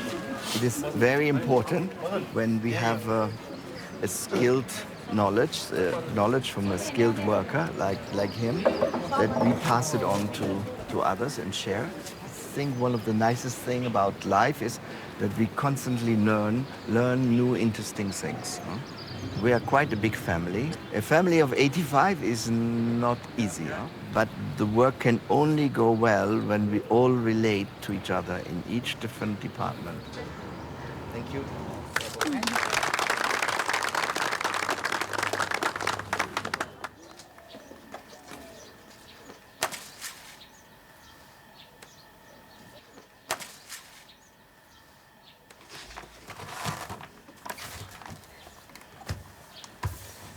I live in Berlin now, but I used to live in Kathmandu. My mum is in Berlin now. She has a test coming up because she is learning German. It's quite funny because in Nepal, I used to be known for being both Mongol and German, but in Germany, I'm mostly known for being Mongol because everyone else is German, so I want to be different. It's very, very special to be only with my dad because we don't do this very often.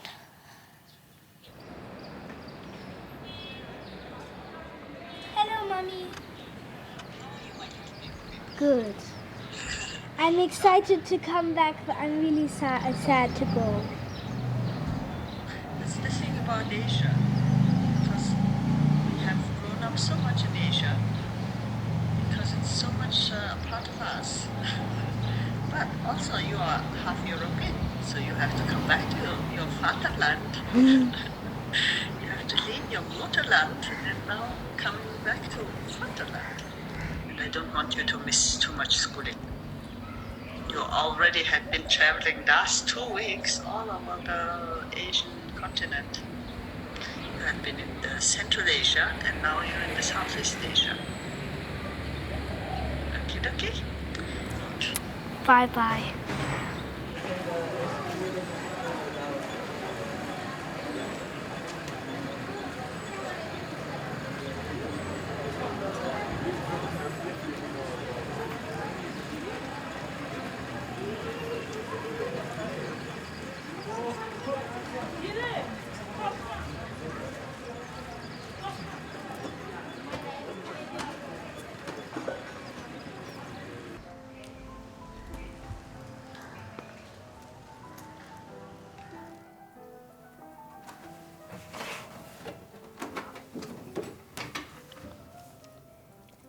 In their family home, Christopher and his wife raised their 3 children, Tinge, D'Artagnan, and Allegra, in the Buddhist faith. Buddhism has been part of his life for more than 30 years. Christopher has met the Dalai Lama and has taken on this culture and its philosophical values that bind him even closer to Mongolia and Nepal.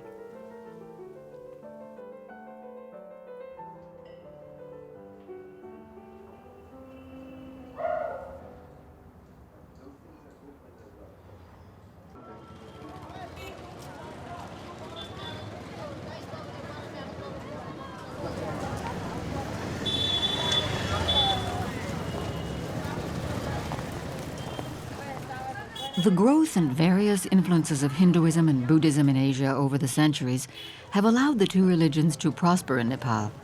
This coexistence and fusion is considered to be unique.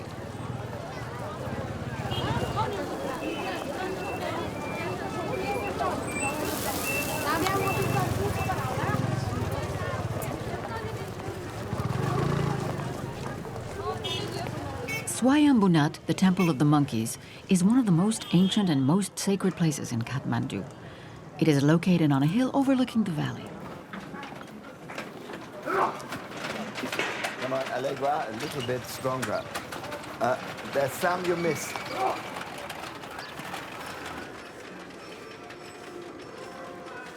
Hindus and Buddhists come together here to pray.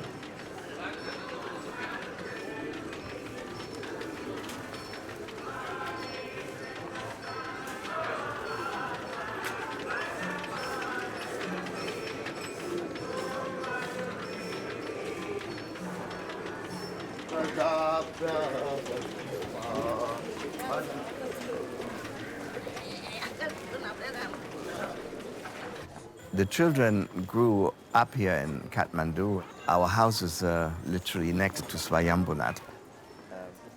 There are many things to do in the morning. You come here, you feed the birds, you feed the monkeys, you count the steps, you learn the ABC. And walking with me every morning here, this is part of our daily exercise.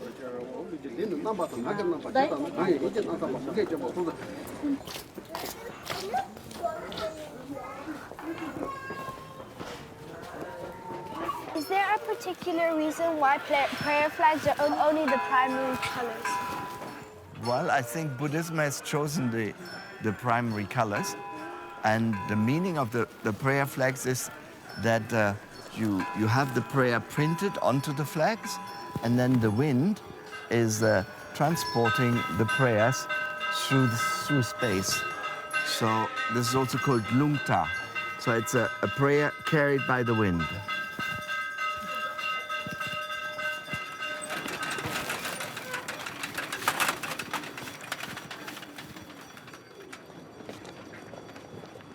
This temple is Hinduist. It fell down during the earthquake on the 25th of April. There were 2 towers. One is still there, and the other tower collapsed. And just behind... That one was struck by lightning. That was struck by lightning. And our bell fell down too. In April 2015, the Kathmandu Valley was hit by one of the most powerful and devastating earthquakes experienced in recent years. More than 8 million out of a population of 28 million Nepalese were affected.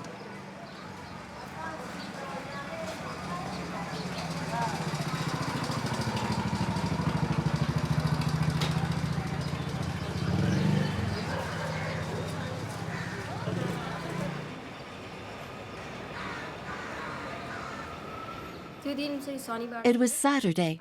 Normally, it's an off day. But I was needed to finish something urgent, which had to be submitted on Sunday. That's why I came to work on Saturday. And then, suddenly, there was a jolt and my room started shaking. The room already had a little crack. There were no victims from Christopher's workshop, but there was a great movement of solidarity to help out family, friends, and neighbors. In the courtyard, just by the volleyball court, they built shelters for the victims.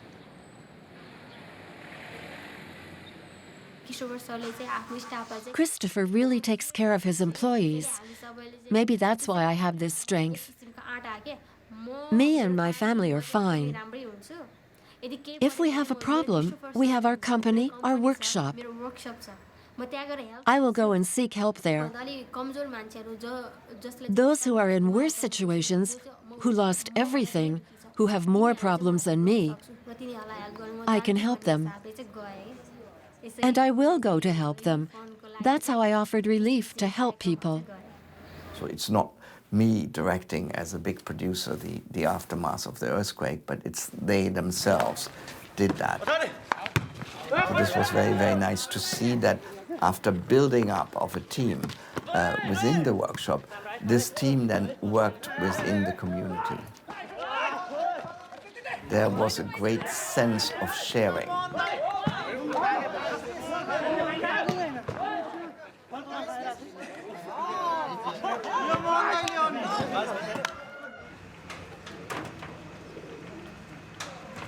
Finishing is the final step in the weaving process.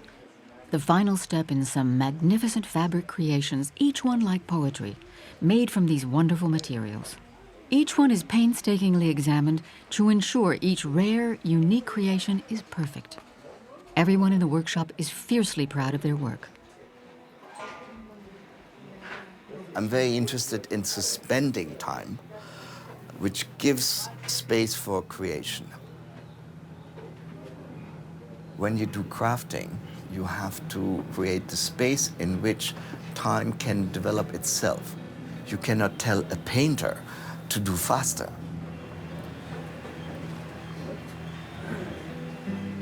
Maybe there are moments when he just has to reflect or when he doubts. Space like what we have in our workshop also creates that liberty.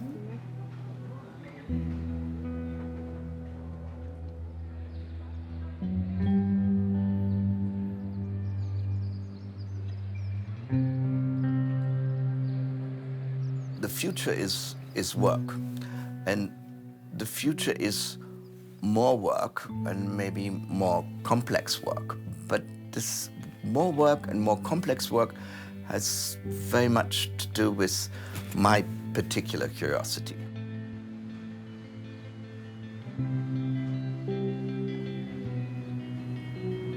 I am curious of where my curiosity will bring me.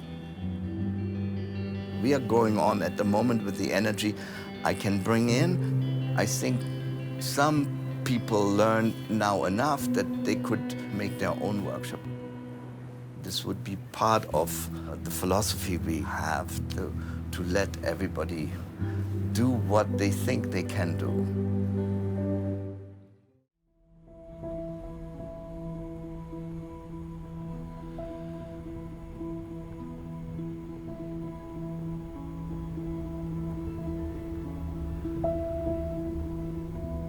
This story takes place on the high Tibetan plateaus of Amdo on the western edge of China.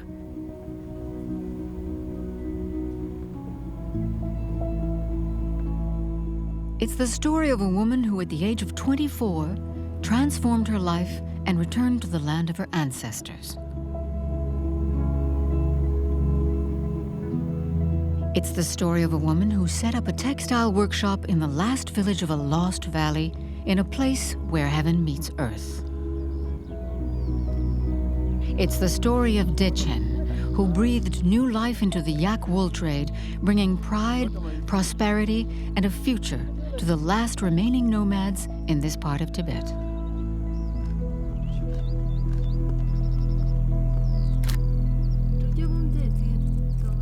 My father is Tibetan, and my mother she's American. I grew up in India. I studied East Asian studies and film studies in the US. Ever since I came here, I started to move away from making films. The priority, well, is always about creating employment. During her first trip to Tibet 10 years ago, Dechen discovered how difficult life was for the nomads, but also the qualities of yak wool.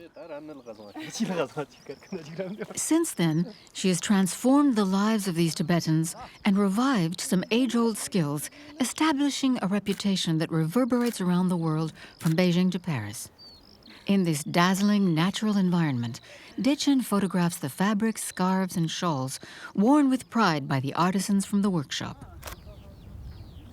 Each collection provides the opportunity to admire the work of these men and women who just a few years ago were fighting exile and poverty.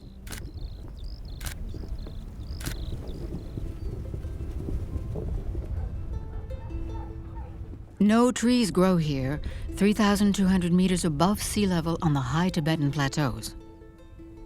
This mineral desert, an expanse of mountains and pasture, is 3 times bigger than the Sahara. There's more livestock here than there are people. Some 1,500 men and women cohabit with 6,000 yaks and 3 times as many sheep.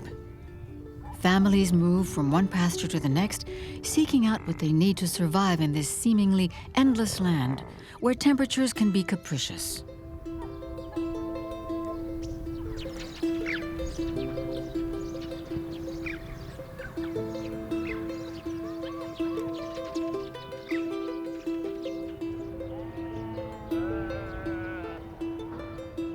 It was in Zorg Ritoma, in the autonomous Tibetan prefecture of Gannan, in the northwest of the People's Republic of China, that 10 years ago, Dechen decided to set up the Norlha workshop, sheltered from the wind between 2 hills.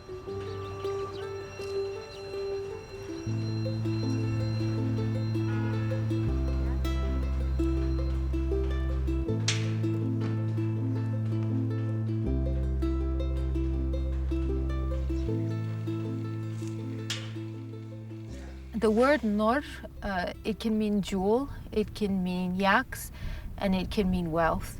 And the word La means God, so when you put the 2 together, Norla means the god of wealth. It can also mean the god of yaks. And in the wealth is not only material wealth, but it can also mean wealth of knowledge, any kind of wealth. And then also, since it means yaks, it's the 2 together to the nomads is ideal for the kind of work we're doing with.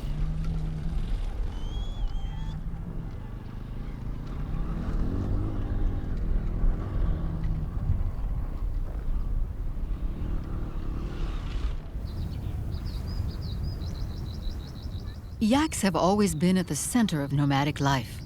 They are a means of transport, providing milk for nourishment and wool for making tents and everyday objects.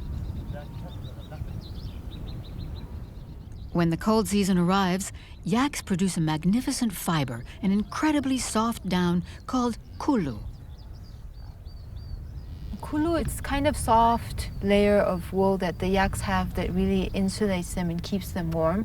And then over the underlying yak wool, then you have the yak hair. That's the long hair that falls typically under the belly. So yak kulu is the softest, the finest of the yak wool.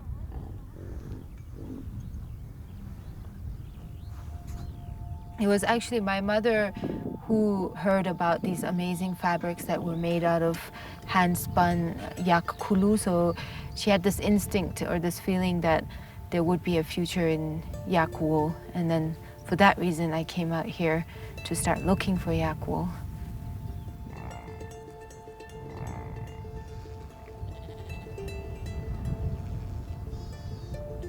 On the high Tibetan plateaus, nomadism is under threat. Young people are attracted by the big Chinese megacities where they go to join the workforce. By supporting these nomads, Dechen allows them to stay in their homeland and takes great pains to perpetuate their culture and traditions. Before the pastures were good, we had between 600 and 700 sheep, more than 200 yaks, and over 20 horses. When I was still a nomad, summer and winter alike, I would take care of the animals, night and day. It was my life. I still feel like a nomad inside. It's in my bones. Even if I've worked at Norla for years, the feeling is still there.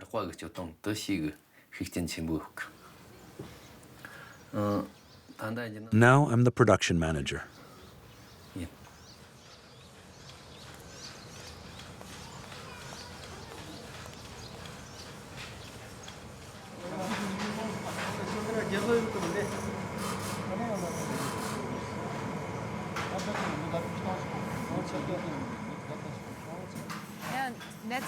It's not very well woven. It's like a net.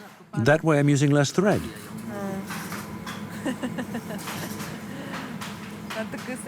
Aren't you a little mean?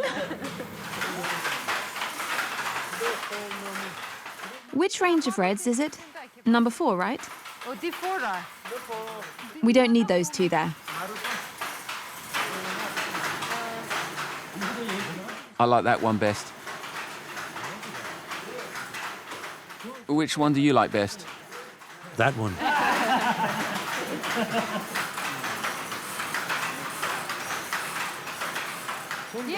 I love that one. The red brings the white out better. That color is too dense.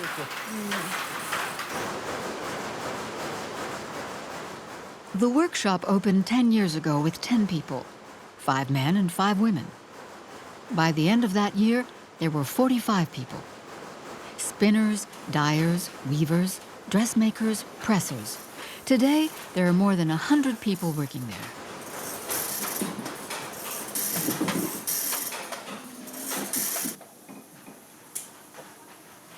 The women spin the Kulu wool. This precious fiber can only be harvested by hand and in springtime when the yaks start to molt.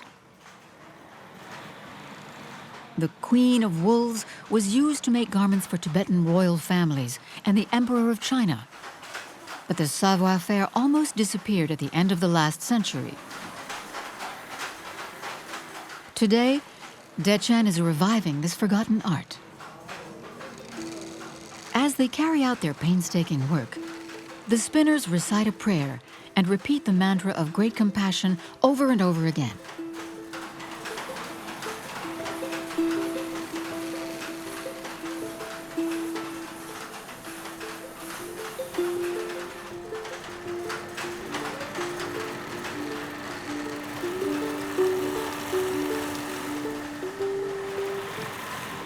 So for that reason, it was always very obvious that the only way that we could help people was by bringing and keeping the added value of this locally available raw material right in the area itself. And the only way you could do that was by providing stable jobs and a stable source of employment.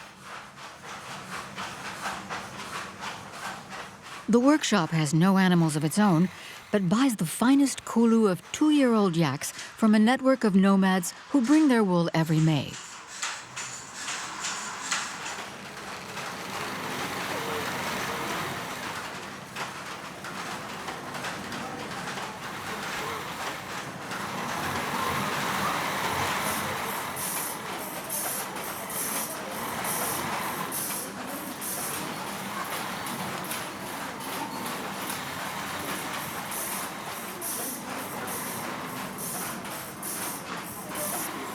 The workshop has started to become an ideal place for women to come because they had such hard lives as nomads. They had to wake up as early as 3 in the morning, and they start with milking all the animals. Depending on the herd size, usually they'll be finished by 5 o'clock. And then they start churning the milk and preparing it for the butter, drying the cheese, collecting the dung. And that's most of their chores. They just really didn't have any free time at all in a single day during the summer months. It's a very harsh, hard life.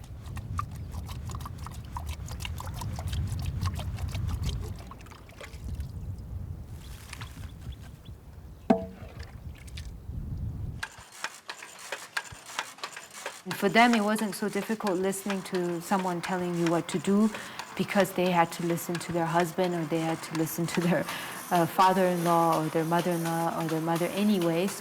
It's become a place where they can come and they can receive and have a steady source of income, and they then have a new kind of status, whether it's in their family or whether it's in their freedom as being a single woman.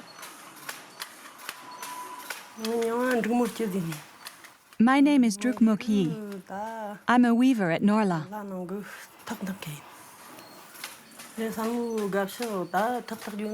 Weaving isn't something I was made to do. It was the first thing I learned. I really like sewing too.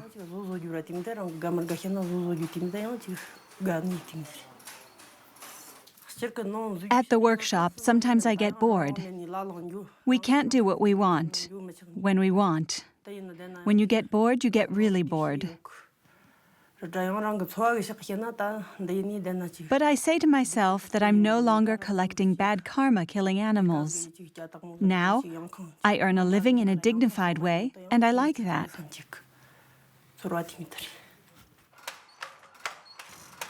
The people who work in the workshop all grew up as nomads.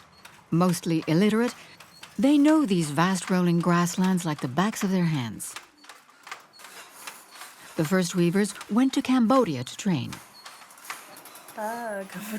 I'm a nomad. I'd never traveled abroad before, not even to China. The first time, it was so hot. And I was amazed to see the ocean.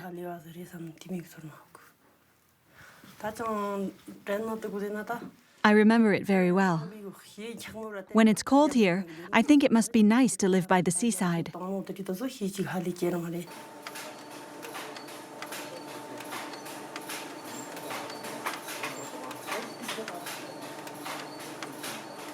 The other artisans were trained by Nepalese experts. They learned to spin and weave using an Indian technique that was new to them. Sometimes the training began from how to use a calculator, how to write numbers, and then how to add, how to subtract, and then they picked that up quite fast. Like Dechen, most of her close collaborators started this adventure at a young age. Dorji was 22 when he arrived at the workshop. I learned a lot from Dechen. At school, I learned the bases of Tibetan traditions, and I tried to learn Tibetan as best I could. With Dechen, I've learned computers, English, negotiation, marketing, and production. Everyone in the management system is quite young. That's why we've always been very excited by everything else that's happening in the world, all the technology in the world. So we try to take the advantages of technology and ride with that to kind of get us more in touch and make us more efficient in the world and as a production unit. Now we all use telephones and computers. Came like a wave. No doubt because now we don't have to worry about our survival, so we can pay attention to technology.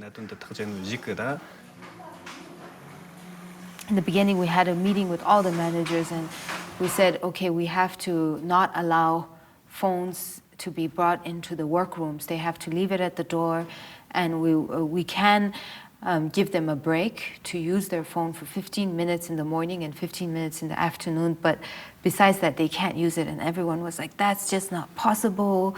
The people just won't listen. There will be a revolution in the workshop if you can't use your phone. The first 2 days was like, and then all of a sudden, nobody ever complained again.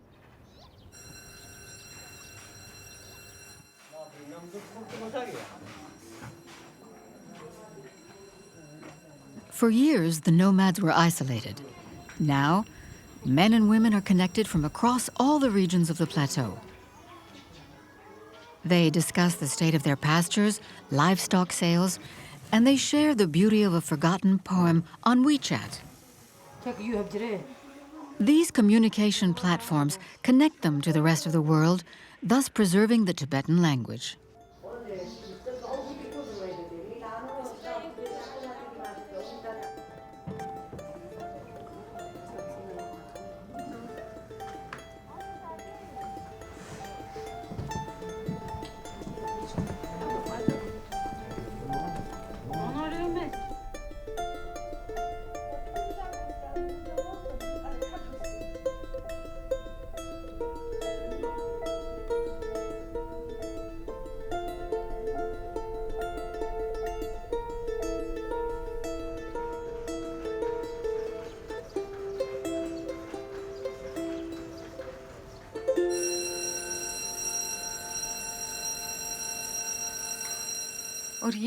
This one has turned out really well.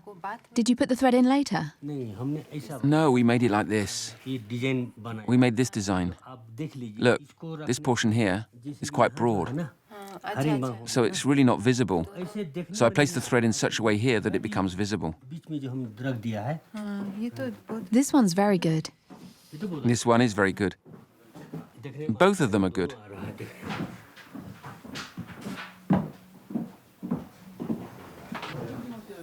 The activity in the workshop grows day by day, each one playing their role in using their expertise to create something truly excellent.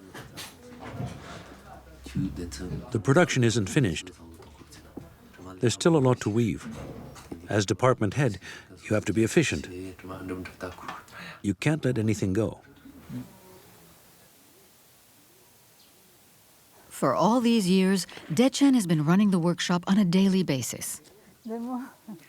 She is helped out by her mother, Kim, who lives in the Himalayas with her Tibetan husband. Maybe? Okay. So we can start by looking at the website, the pictures, and all those questions you had. Start giving me all the pictures so I can start processing them at night. Yeah. Yeah. Kim often goes to Ritoma to help Dechen finish the collections. This is going to be in the collection. This is the capsule. She's also very involved in Norlha's international profile. In September. Yeah. Kim provides the link between this lost valley and the great capitals of the world. Here. The way you could do it. Mother and daughter have dedicated 10 years of their lives to this project, which they created together. In 2004, I really wanted to travel, go to Tibet, and at the time I was interested in film. Dechen was quite an adventurous person. She studied Chinese, and I asked her if she wanted to explore in greater depth to try and find out more about yak wool and what you could do with it. My mother always talking about yak wool and the possibilities of yak wool, but I never really paid that much attention to it because I wasn't that interested in textiles. So she set off with her brother, and they stayed for 7 months. It was the two of us, and he was only 18 at the time. I was 24.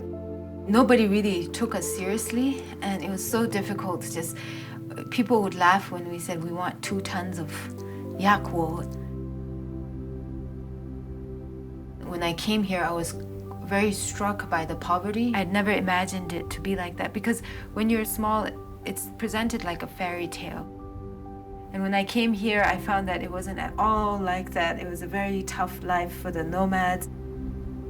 And then I started to realize that if yak wool is really a precious fiber, then maybe that was something that could make a change in people's lives.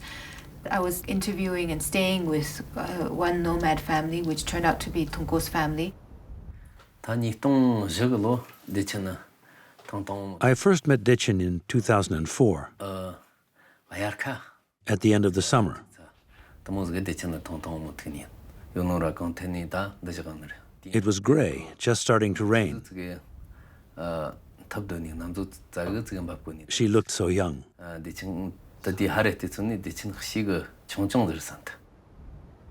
I continued to stay on, and I was very persistent. And then eventually I managed to get their trust, and we now know each other very well, and we're like family. But when I first arrived, it was a little bit difficult. I think this idea of helping, of making a difference, that's what motivated her most. When we talked about the future, She had some very ambitious projects.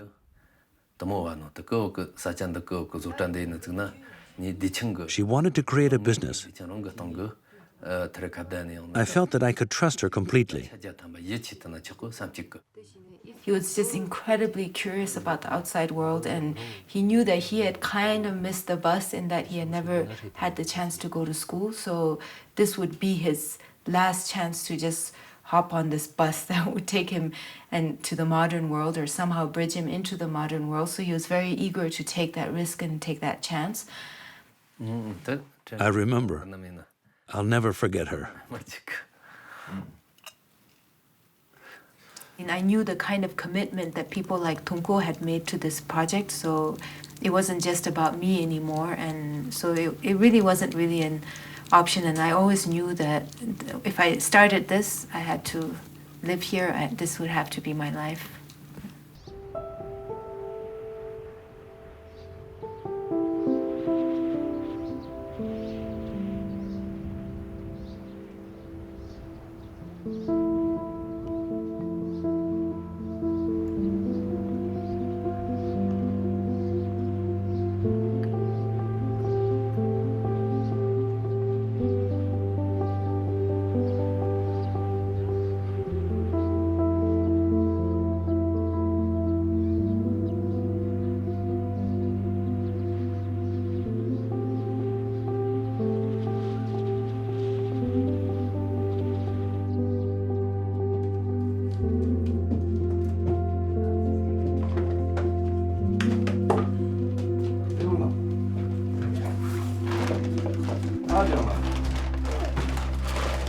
Yutam and I have been together now for almost 12 years. The glue of our relationship is that our vision in life, we share the same vision, we have the same goals.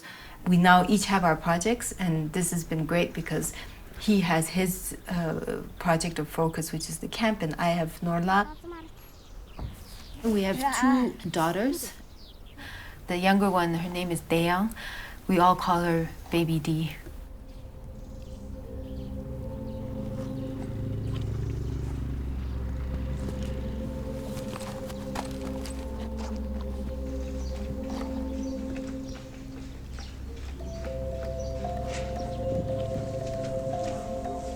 The older one, her name is Nonzi.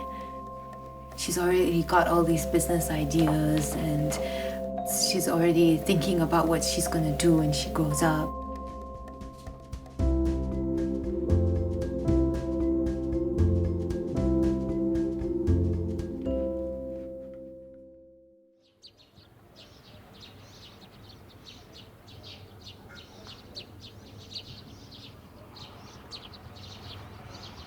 Dechen's house is on top of a hill. To make a life here in this land so close to heaven, Dechen had to obtain approval from all the authorities in the province, the prefecture, the canton, the village, the monastery, but also the gods.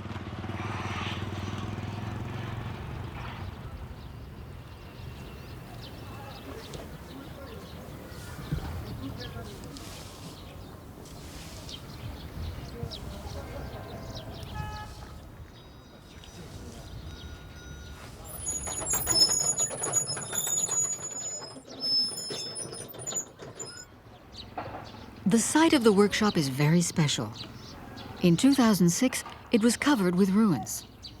From what the monks say, the god of the earth keeps his horses in this place, and only people with a particular virtue can live and build here.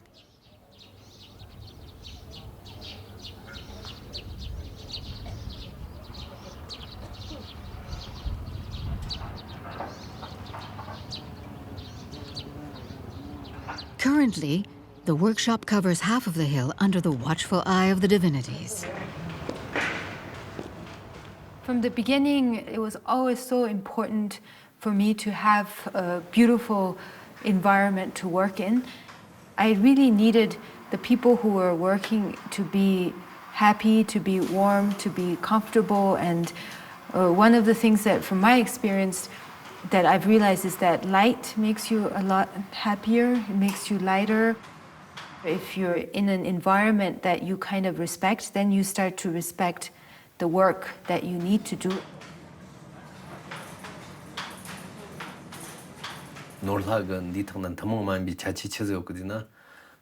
The things Norla produces are special because they combine knowledge, culture, and love. That is the pinnacle of beauty, in my opinion. In the beginning, we only worked for luxury houses, and that brought a lot. It was much more interesting making something beautiful. It was harder to find something exceptional, and which would not just provide them with expertise, but also a kind of prestige to help this heritage.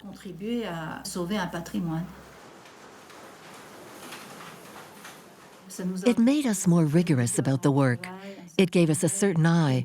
So we need to have a kind of shared responsibility that brings us together to produce the perfect product that will ensure our survival.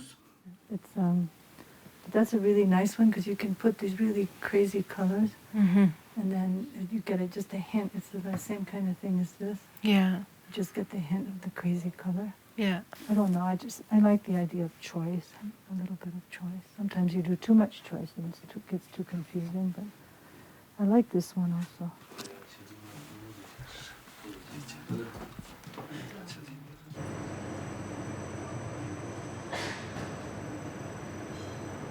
To achieve perfection in terms of the colors inspired by the nature found on the high plateaus, the workshop has some very sophisticated dyeing machines. The dyers find the right dose to evoke the green of the summer pastures or the gray of a stormy sky.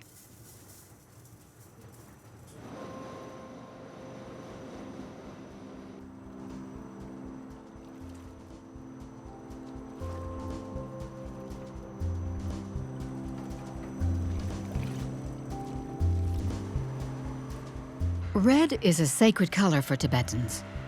It has magical, protective powers. Red represents well-being, wisdom, and dignity. It's become the red of the Lama's robes and the sign of power in Tibetan Buddhism.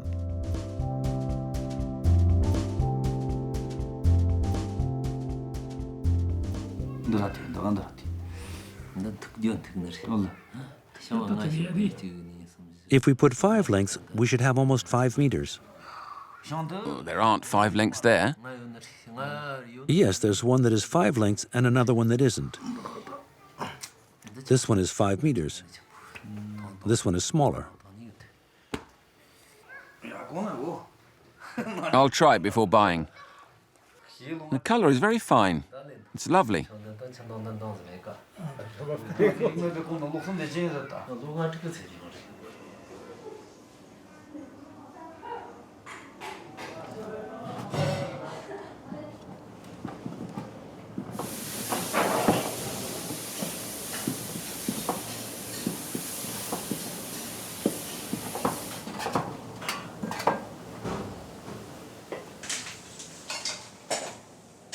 Dechen is always trying to improve the lives of the artisans.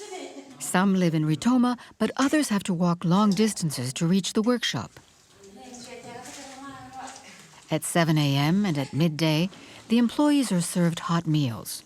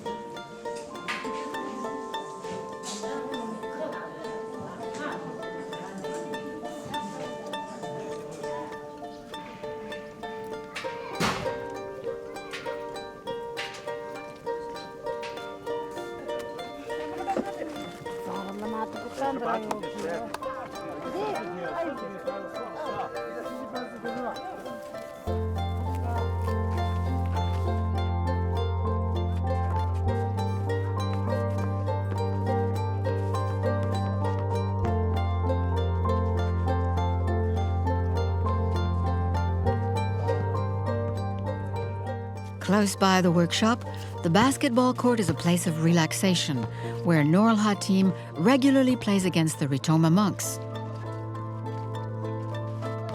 The women have yet to try.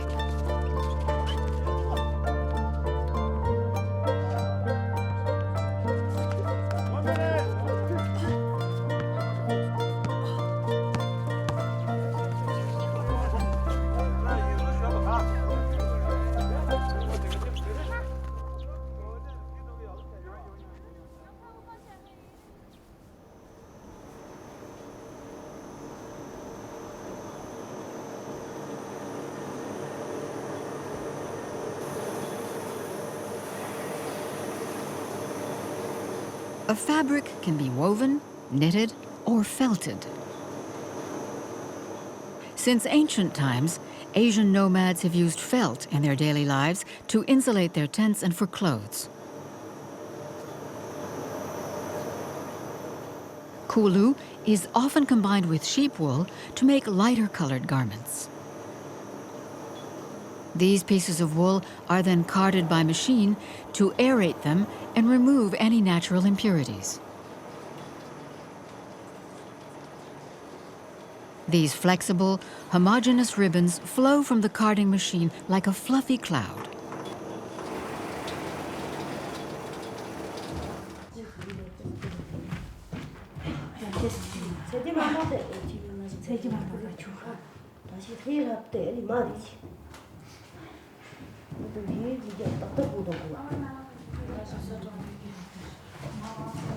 Felt is a fabric made from an accumulation of unspun wool that is layered until the required thickness is achieved. This density requires a colossal volume of wool. The fibers are then dampened with warm soapy water, rubbed and beaten to compress the wool and create a dense and solid fabric.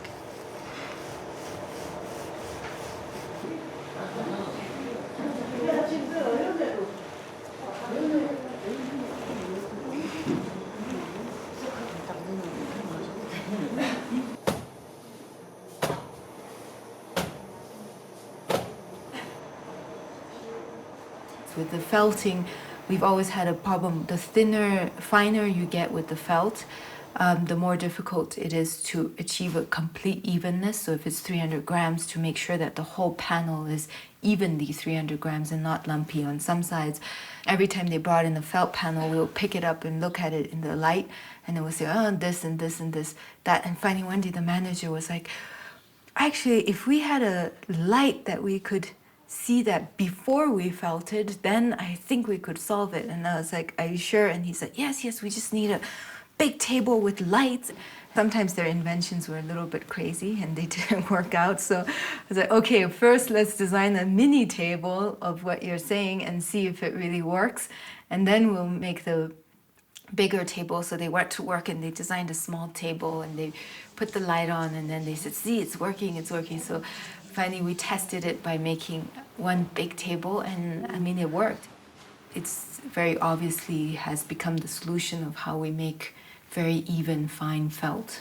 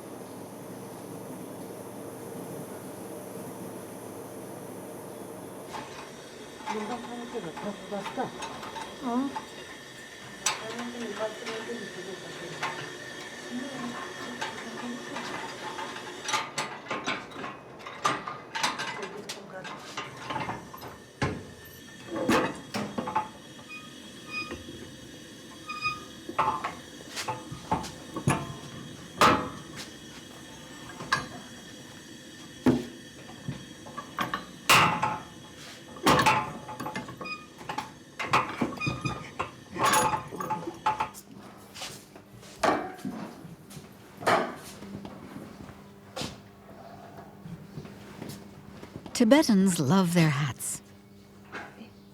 Hats are the ultimate accessory, which vary according to rank and region. In the 20th century, the growth in trade with British-controlled India introduced certain hats to this region of the world. The fedora, which became a trademark for tough guys and gangsters in Chicago, was the preferred form of headwear in the Lhasa region. The Stetson, worn by men and women, was favored in the region of the high Amdo plateaus. Today, the yak wool felt hat has become the jewel in the crown of any self-respecting hat collection.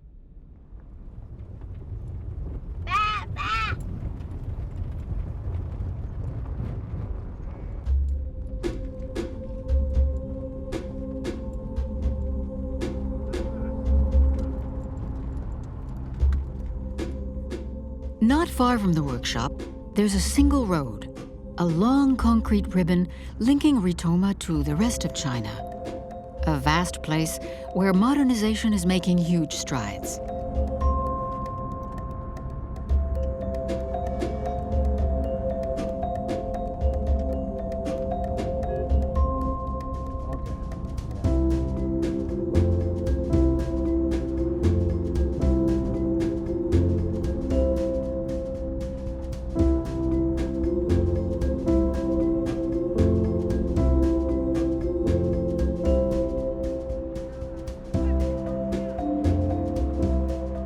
Labrang is a 2-hour drive away. The monastery of Labrang, built in the 18th century, is the biggest Tibetan monastery in this part of China. It lives at the pace of the pilgrims and the 1,800 monks united in different schools.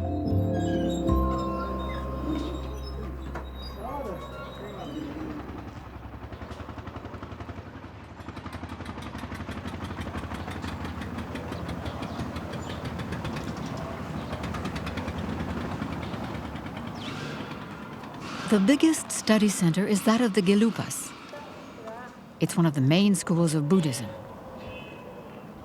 It welcomes the elders of the families for a day, a month, or a lifetime. For Tibetans, having one of your children as a monk at the monastery ensures a link between the secular and spiritual worlds.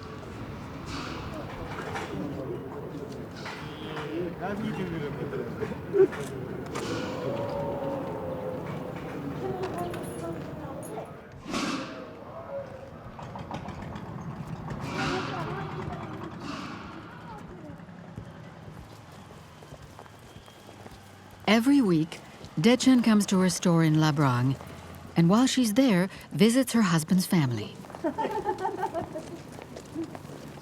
His parents live near their eldest son, a monk at the monastery.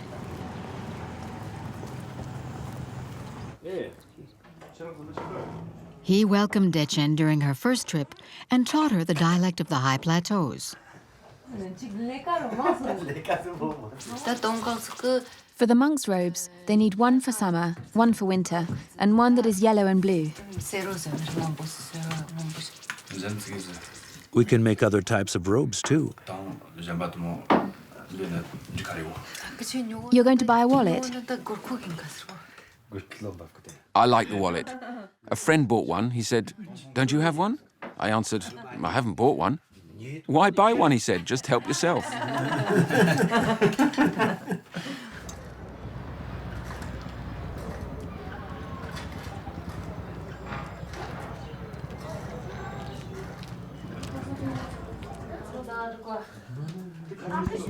The red is for you.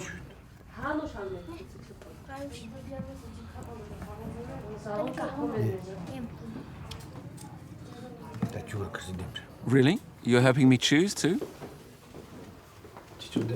This looks my size. How many sizes are there? 2?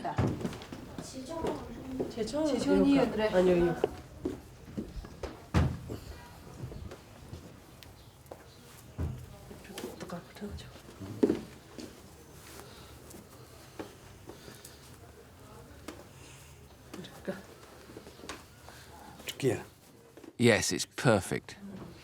Monks would come in and they always have lots of suggestions. You should make it a little bit like that. You should make a belt.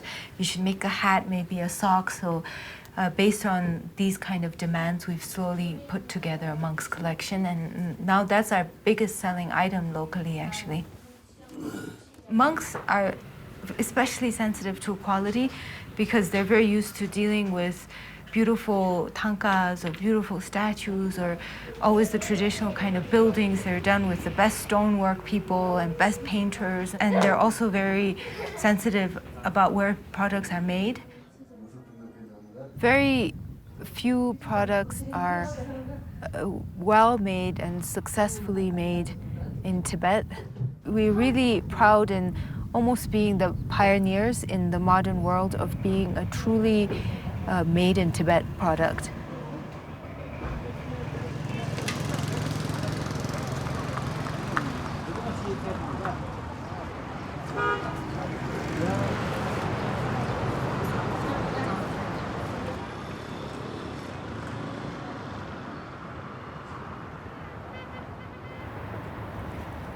Dechen is always taking her textile adventure further, using her intuition to create a new activity using yak wool. In the heart of the modern town, she's just inaugurated her first workshop for carpets. The Tibetans have been making traditional carpets for centuries. They use them for many different things, such as wall hangings and horse saddles. But the most common use is for sitting on. It's our last baby. It's the newest project. It needs a lot of attention, a lot of care. It's not like a scarf where you weave one scarf and you put it aside and say, we're going to try another thing. There's so much wool and raw material involved, so you have to be more confident. Carpet is a much bigger commitment. We can show the mountain like this. Westerners will see it differently. Sometimes you have to interpret what you see. Yes, mountains. The shape, it goes downwards, and then it comes up and goes gently down again.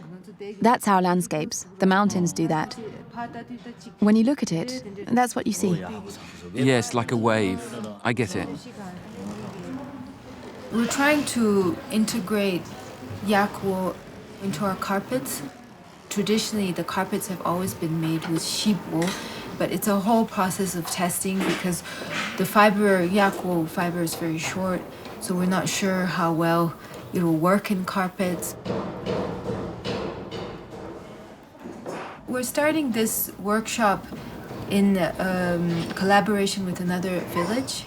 Now more people are starting to see that the training in itself is already an opportunity without even the promise of work after. So that's a very new thing right now. It's a new development, and we have a lot of people who want to come and train with us. In 1950, Tibetan refugees started to migrate to India and Nepal. They took their carpet-making skills with them. Dechen has brought the head of a workshop in Nepal here to teach the young Tibetans these skills that had all but disappeared. They began their training 4 days ago? Yes, 4 days ago. In 2 days, he's woven 13 centimeters. He's a good student. He's very motivated. The finishing is very neat. Very neat. Yes, very neat. The knots are lovely and tight. It's good quality. There's not much design, but it's very straight. It's perfect. He's paying you compliments. Well done, good job. If this goes according to plan, then it becomes a system of replication into other villages. So this is where people will come, they'll set up their own workshop, and then we would then help them with the marketing and with the designs of different products. So that's the kind of collaboration we're looking. So this is the first trial of such a collaboration.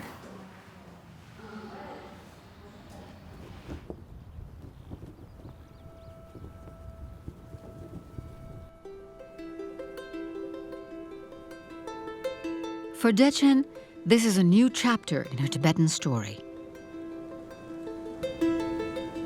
Day after day, she is helping Tibetan nomads to stay on their land and be proud of the work they're accomplishing.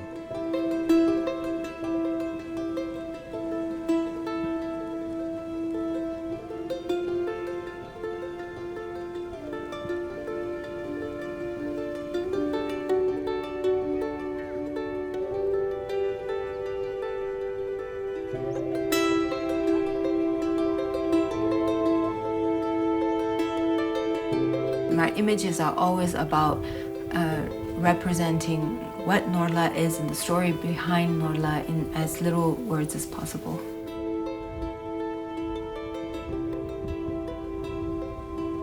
We all together share this sense of pride of what we've brought Norla to be today. So I think that's what really makes us a team at heart together, and we really feel connected in that way.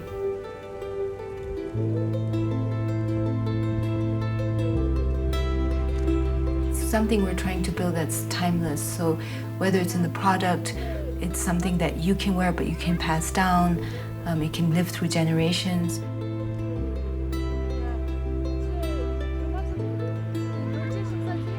The project itself at the workshop, it's also, we're trying to build something where the parents are working here but they can hope for their children to work here and their grandchildren, and it provides for a very stable workforce.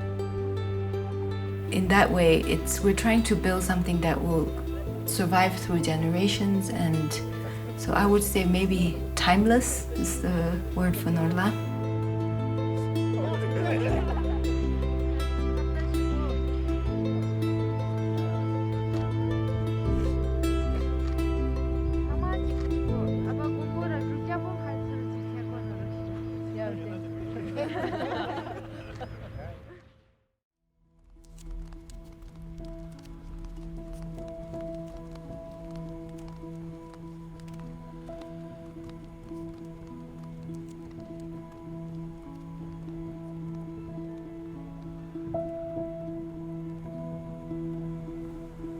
Our story takes place in Laos, a small country in Southeast Asia. It's the story of a family who fled the country from one day to the next. It's the story of a man who grew up in France and who returns to the land of his childhood. It's the story of this man who, aged 30, followed in his grandmother's footsteps and who learns to weave as one learns how to walk. It's the story of Anu, who weaves silk and who is gradually going to untangle the threads of his life.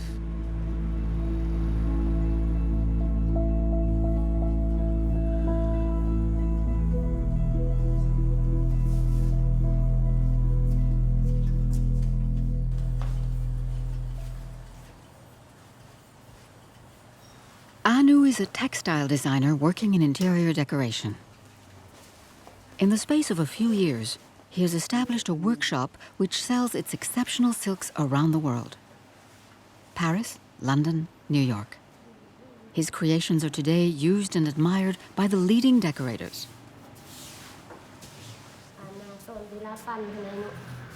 I've checked everything, it's all perfect. You can send it.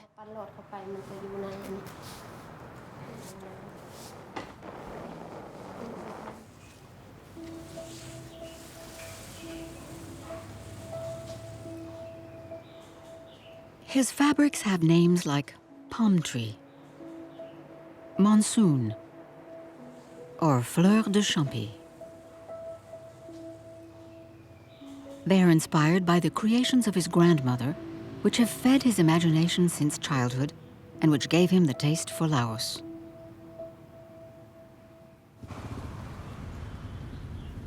But he had to come a long way before creating his own textile workshop. Anu was born in Laos into an aristocratic family.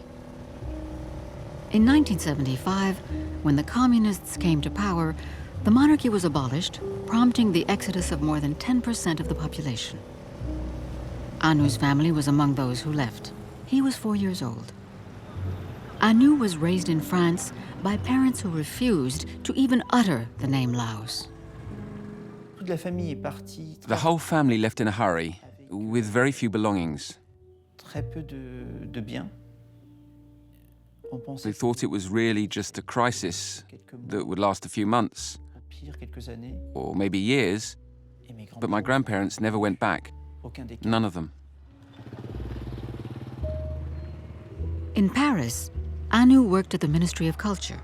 For his 30th birthday, against his parents' wishes, he bought a round-trip ticket for Laos.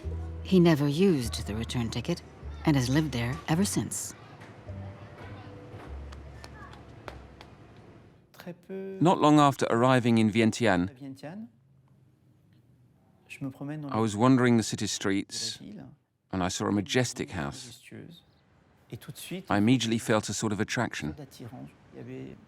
It was like the call of a siren, and that same evening I called my mother and told her what I'd felt. I described the house and she said, "If you find a gravestone, that's where my great-aunt is buried." I thought it was a sign. And I knew I was going to stay in Laos.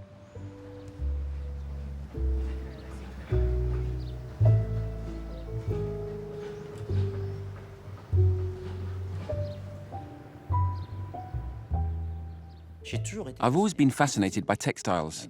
My grandmother used to weave. She created fabrics, and my mother would wear them all the time.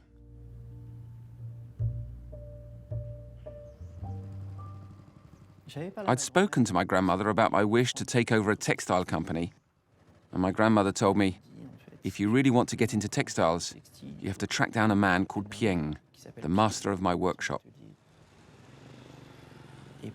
So for days and days, I traveled the countryside.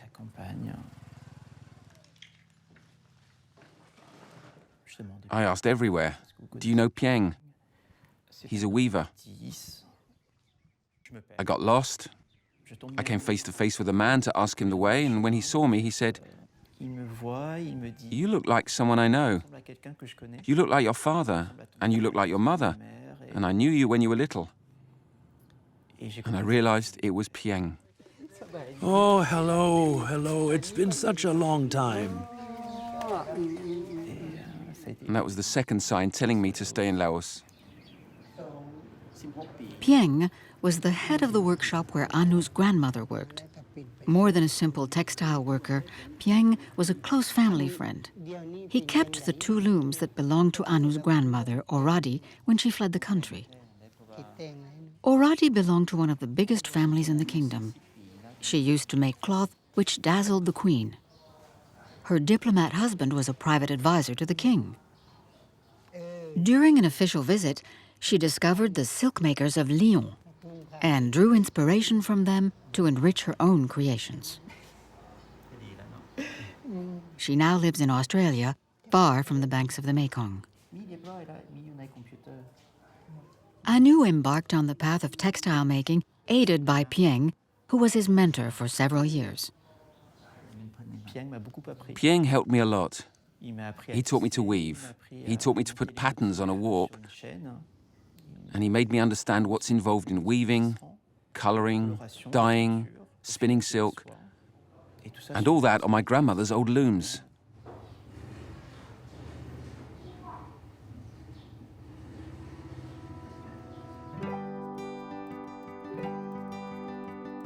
Ever since the 14th century, weaving has been an integral part of the culture in Laos, fueling trade with its powerful neighbors, China, Vietnam, Thailand, and Cambodia. It was introduced overland from the north and spread via the country's main artery, Mother of Waters, the Mekong.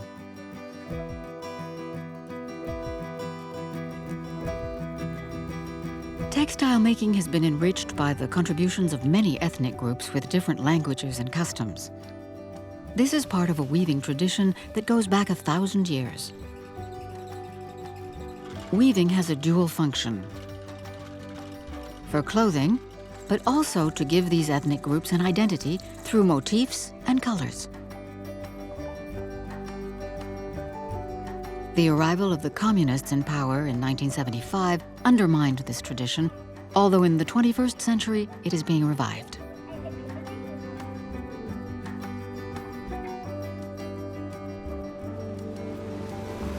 To further his knowledge and find new weavers, Anu takes a trip to the north of the country, cradle of Laos textile tradition. He is accompanied by Peng, the head of his workshop.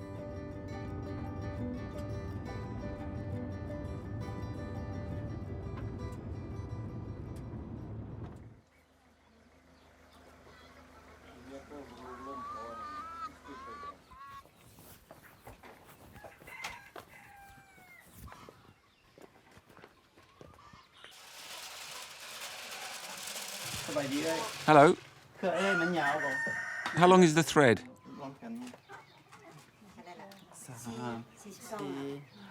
42 meters. 42 meters. That makes 6 meters by 7.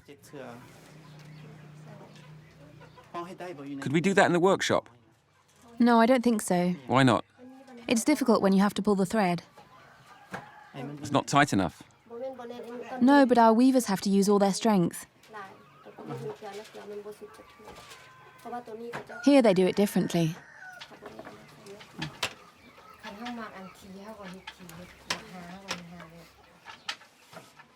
Cloth in the north is characterized by a single color and complex geometric designs: stripes, diamonds, zigzags, animal and plant motifs.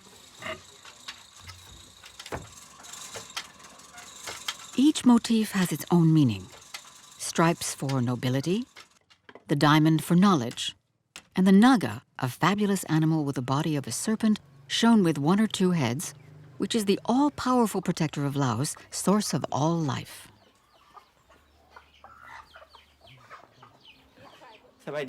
Hello. Did you make this fabric? Yes, I did. Can you explain the different motifs to me? Of course. What does that represent? That's the dokko motif. Doko? It's like a hook or a key. Yes, that's right. Like a hook or a key. The colors were done with plant dyes. Which ones? This green is made from indigo mixed with mango wood. You soak the cotton threads in it and then rinse it a lot. And how long did it take you to make this stole? I take on average a bit over 2 days. 2 days? If I weave without interruption, I can do it in 1 day. 1 stole per day? It depends on my daily chores.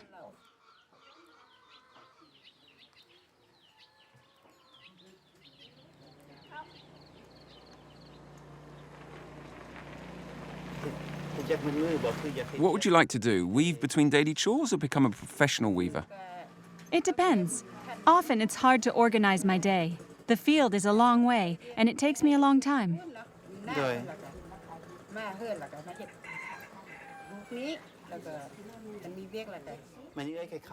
Do you sell your stoles? I'd like to earn a living from weaving without having to do other things. You'd like to weave and sell your fabric, is that right? Oh, yes. Like all of us.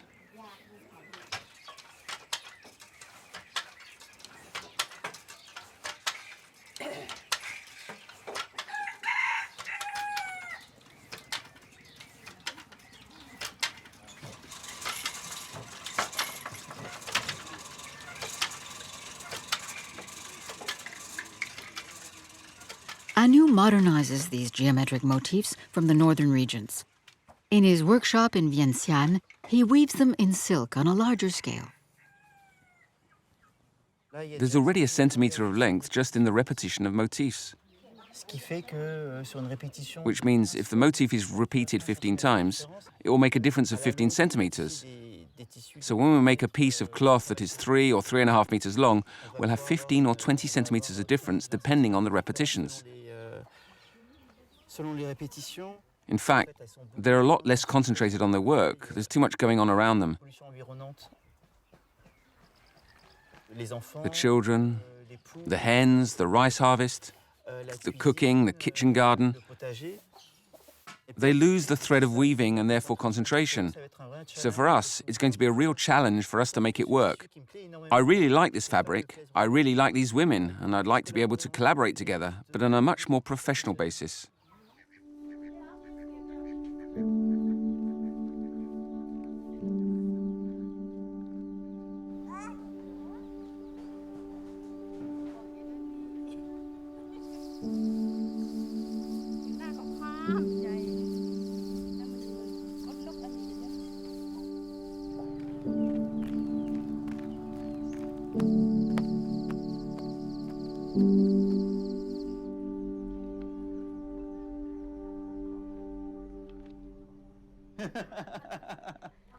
Anu, do you want to try? No, thanks. How's it going, Peng? I'm practicing. Let's have a look.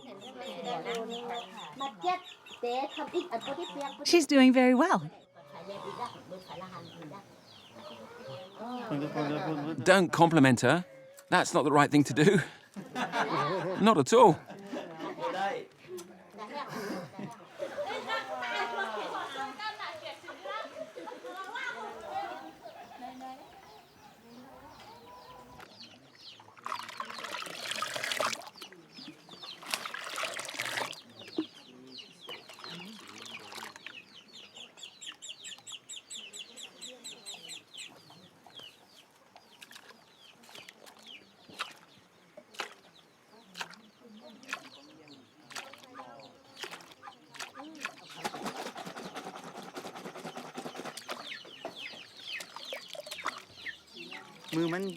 Your hands are all blue. Don't worry, it's fine. It's true they're all blue. When I give the rice to the children, they're scared. They don't want any. Really? Are they scared? And yet, if you wear indigo, it brings good health. It kills diseases. Really? There's no bacteria? No, it kills diseases and insects. Okay, thanks very much. It was a pleasure.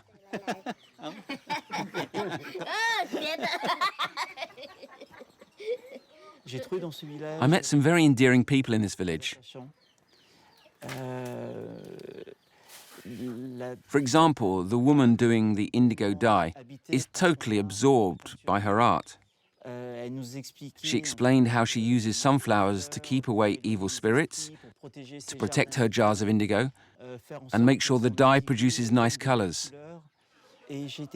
I was really very surprised to see that all this tradition of cotton growing, dyeing, and weaving is done by women.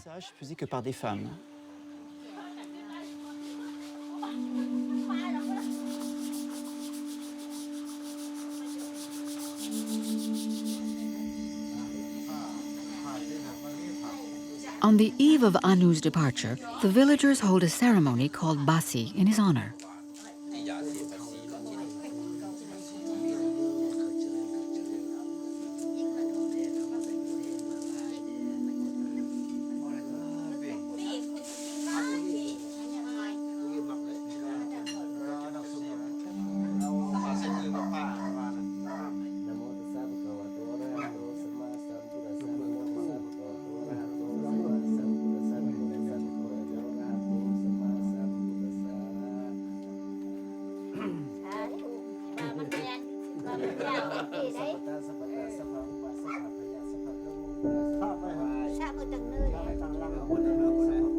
The whole soul of Laos is encapsulated in this ceremony.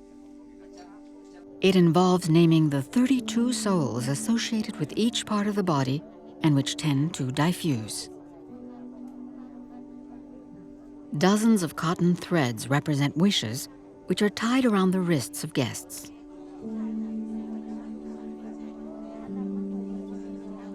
Each forms a visible and invisible link with the other.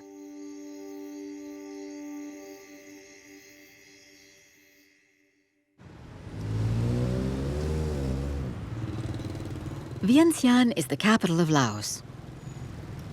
Its local name is Vientiane, which means City of Sandalwood or City of the Moon. This tranquil image is today contradicted by the intensity of the traffic and the same kind of economic growth that has been seen in many cities across Southeast Asia.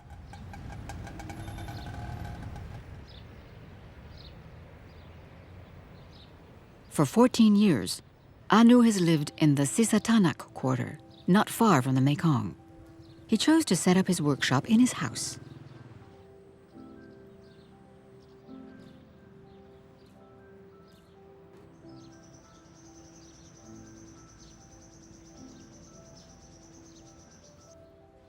For more than a decade, he has pursued his passion to create a unique line of silk fabrics, reinterpreting old patterns, some of which have been lost for more than 50 years.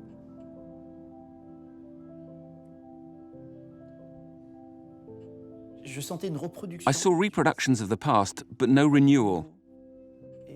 So I immediately had the idea of making these Laotian textiles more modern. And ultimately, I'm picking up the story that my grandmother began 55 years ago. She had to leave it all behind. So it was a way of paying tribute to her, to begin a textile adventure again, one of creation. In the 1950s, his grandmother used to supply the silk boutique Ver à Soie in Paris. Today, Anu finds in Thailand the exceptional quality of silk thread that meets his standards.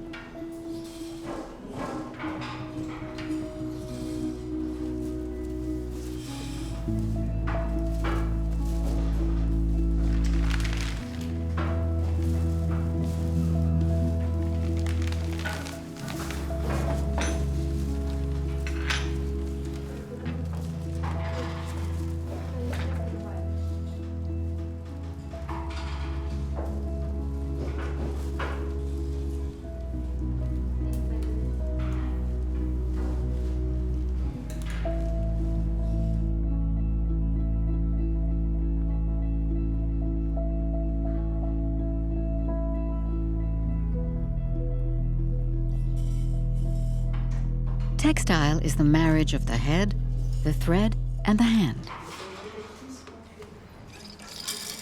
It's the coming together on a loom of threads arranged on a vertical axis, the warp threads, and those on the horizontal axis, the weft, drawn through with a shuttle.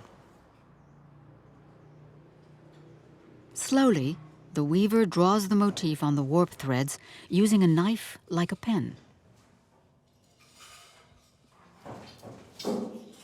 The motif is transferred line after line, bamboo after bamboo on the heddle.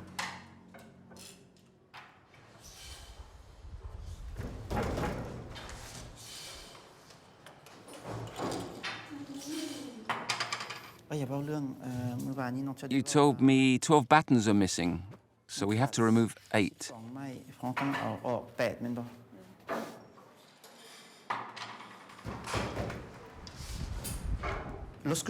When I apply the designs, we put them on small 20-centimeter looms first, and then we transfer it over to a 40-centimeter or 45-centimeter wide piece to check everything is okay. And when we put it on a loom that is 128 centimeters wide, we have to respect the span, the arm span of the weavers. None of them are more than 1.6 meters. We weave on a 128-centimeter loom, which is extremely wide because you have to allow for the passage of the shuttle and the movements of the body. It's like a ballet.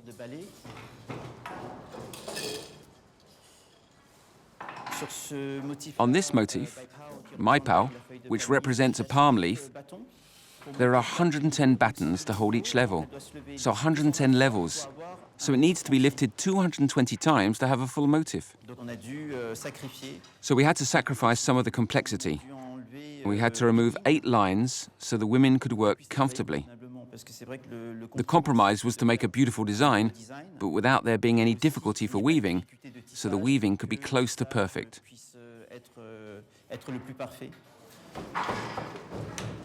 Traditionally in Laos, weaving is done on narrow looms for scarves that are worn in the temple and the bottom of skirts. But to meet demand from decorators, Anu weaves wide pieces.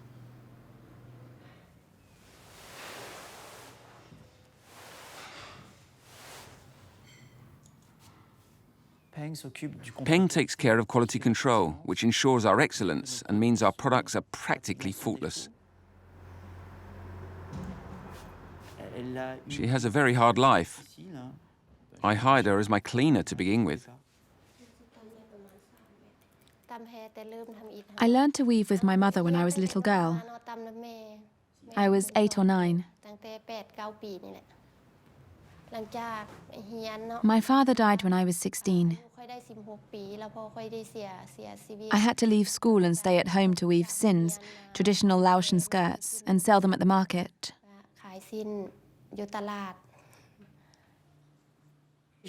I could tell she wanted to evolve.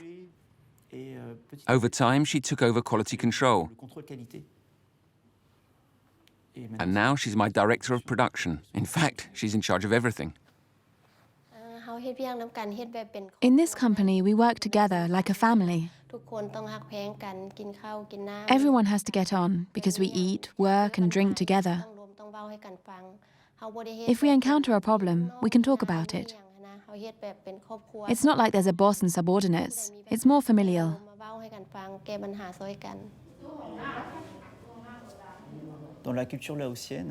In Laotian culture, whether it's within the family or business, it's important to recreate a sort of family unit within the company.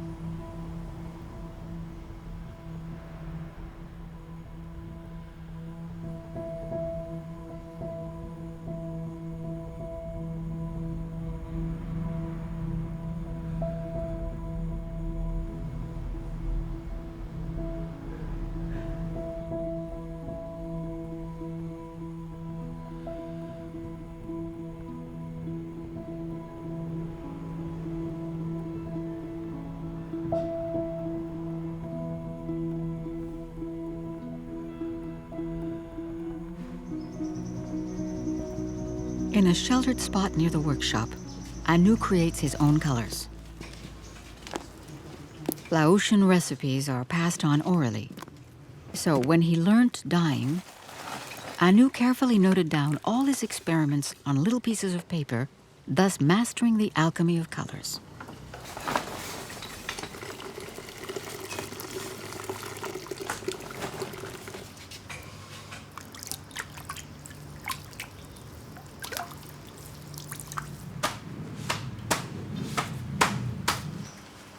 To obtain beige, number 21, called dark beige, they mix boiled onion skins, diluted with ebony, which is macerated for 6 months with lime and ash.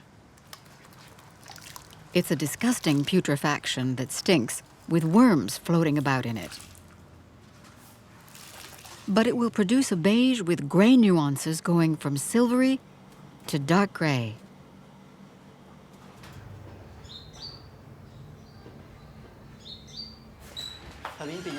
How's it going today, Win? It looks tricky. Yes, it's a bit difficult. It seems like the color is bleeding. Yes, a little. Why didn't you add a little iron? I already have. The color isn't true.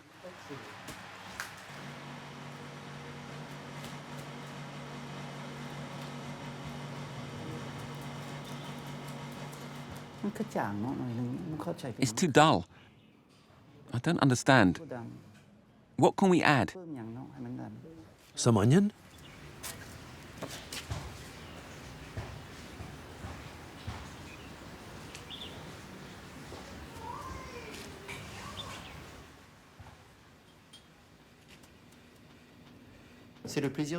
It's a pleasure to see all the colors which have been made during the day and be able to see all the collections on display.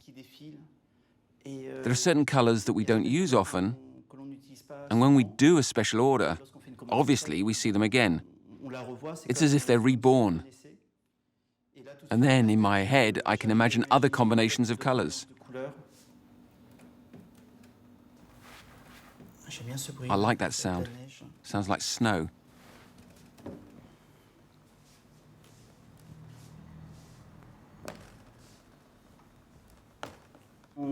We use lots of plant dyes, and certain dyes can develop fungal growths or bacteria. To kill these bacteria and fungi, I have to put the silk skeins in the freezer for about 3 to 5 days before using the silk.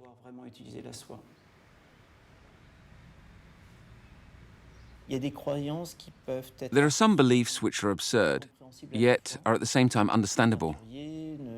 The dyers cannot do their job on holy days, and there are 4 in the month. They believe in dreams, in superstition. I had a dyer who wouldn't work when he had nightmares. You can't ignore this kind of belief, you just have to accept it and juggle with these different factors. No one has ever been able to explain to me exactly why you can't die on holy days.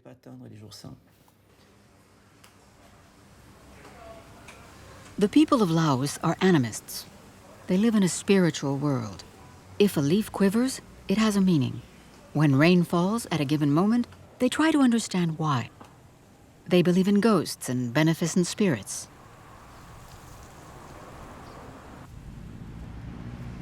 At the entrance to the house, Anu has a shrine dedicated to the protective spirits, the Phi. For each ceremony, the shaman, who acts as messenger between the human and spirit world, gives offerings of rice, flowers, water, and incense. Among the offerings, the orange of the Indian carnations echoes the color of the monks' robes.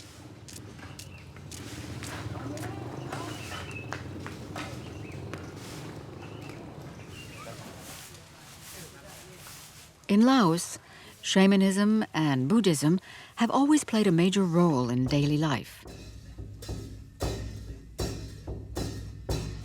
Communism has never managed to undermine this faith that is deeply anchored in the Laotian mentality.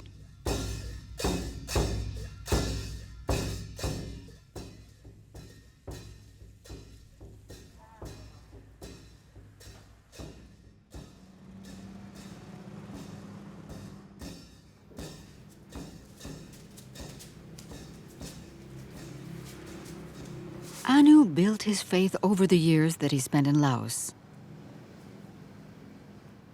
When he moved there, his mother insisted that he have a Buddha.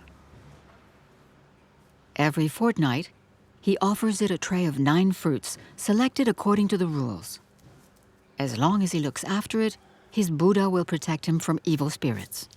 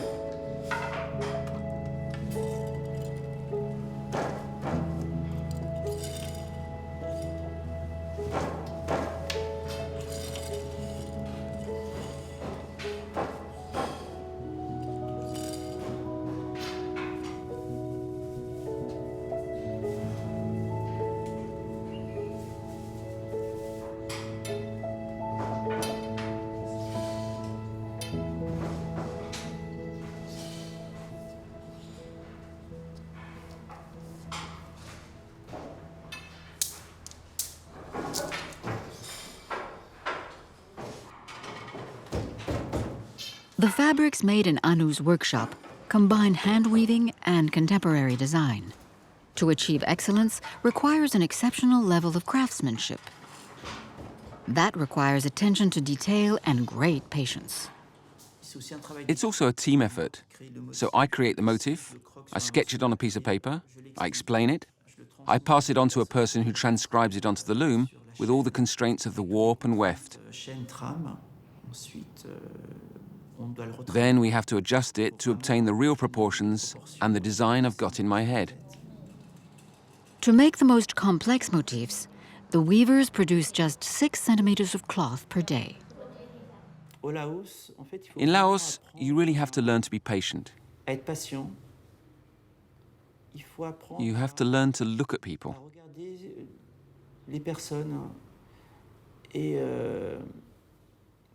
Because when I first arrived, it's true, I was quite impatient.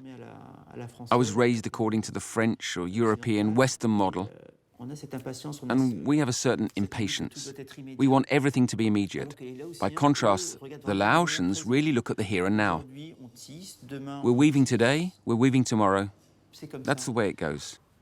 There's no notion of time. We can't make them say 12:18. They'll say a little after 12 o'clock. There's also this notion that I've totally banished from my workshop. It's the centimetre and a bit. The approximation. Near enough will do. Well, obviously I'm exaggerating. I don't punish them. But they're not allowed to say to me 2 centimetres and a bit. They have to say to me, or Peng, it's 2.8 centimetres, 13.3 precisely. They have to.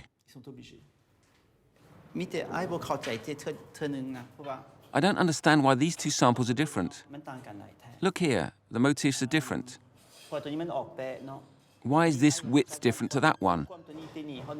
How many centimetres are there from here to here? It's wider. The motif is bigger because we removed part of it. Here it's 2 centimetres, and here it's 2.3 centimetres. So it's wider. It's not the same thing.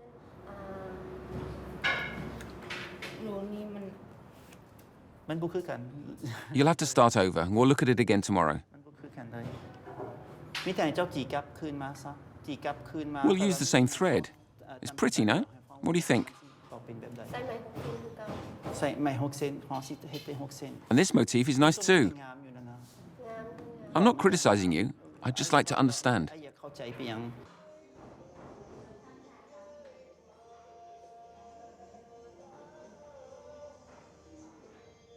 What always amazes me with weavers is that they have a very mathematical mindset, and they work on a binary basis. They learn to weave at the age of 10 or 12, so it's obviously become second nature for them. When I show them a sketch, they can tell me straight away if it's feasible. If I really want it, I can sit at the loom and do it, and then I understand. And sometimes I regret it. It can take days. They try to find a solution. It's easy to reproduce something, but creating something new isn't. I think that's when you see what a good weaver is made of. Those who really want to do something new, those who really have a vocation, and who take weaving to the level of an art.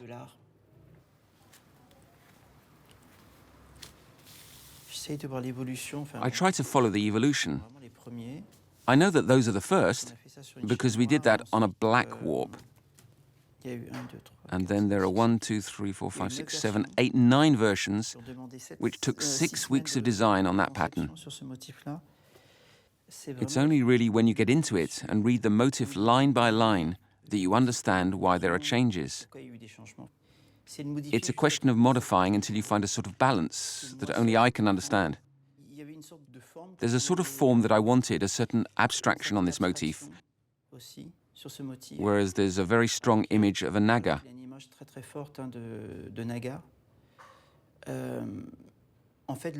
But drowning it in the pattern so that you just get a suggestion of it. And then in the weaving you can see it, and then you can't. And I took it up to the nearest stitch, and then I stopped at the 9th version. That one we kept. There was a second one. We made this line thicker compared to this one. We kept the little dots, the serpent, which is still here. There's a part we refined. There's this bit there, and this we made solid. And then we added a line in the middle to make the image denser.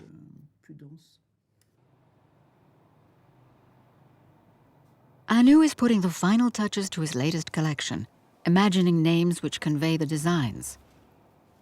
Peng helps him find the right name which evokes Laos.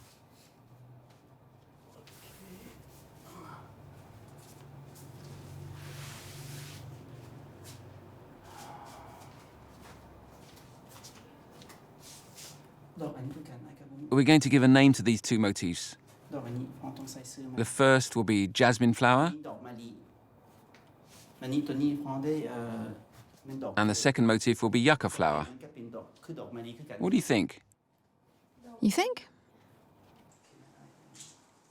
We could call this motif Sisatanak, like our neighborhood.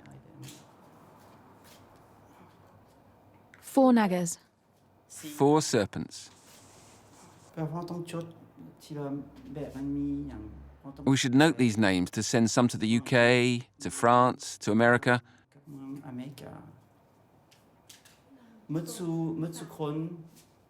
All the agents should have large and small samples in 4 colors.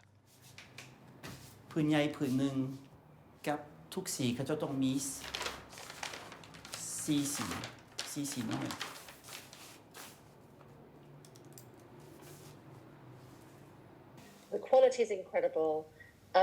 You can't find anything like it.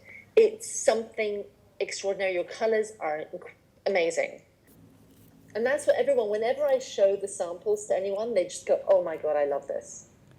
There's no one who said that they don't like it. Oh, wow. Yeah, everyone loves it. Good. Everyone, yeah. I'm happy. Which is, yeah, me too. Me too. It's just, yeah, it's going from one step to another step and moving up there. Mm-hmm. But I'm working on a new collection right now, so you see new things. Can you send me some designs? Excuse me? Yeah, new designs, and you're going to see more colors. I would try to get them to you before the 18th of December, which is in 10 days. Yeah. There's a dialogue which develops between the interior architect, the project manager, the client and myself to be able to create a panel for a window, for a sofa or a cushion that will be part of the decoration of a house.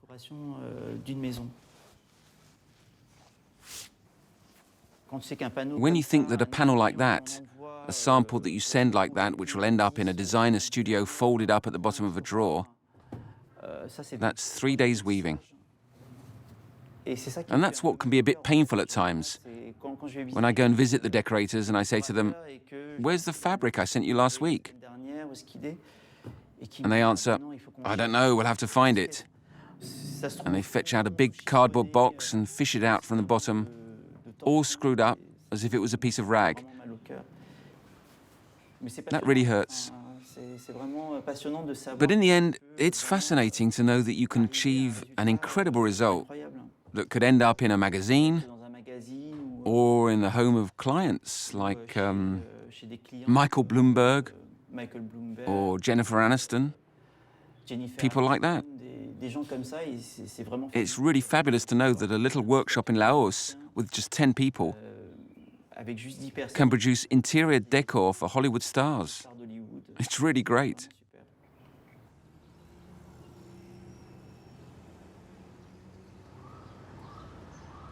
In the center of Vientiane stands the Misai Temple, which belongs to Anu's family. The remains of his ancestors lie there.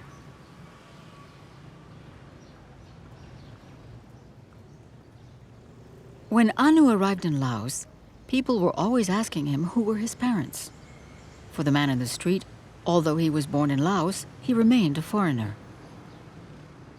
After all these years, Anu is gradually piecing together the puzzle.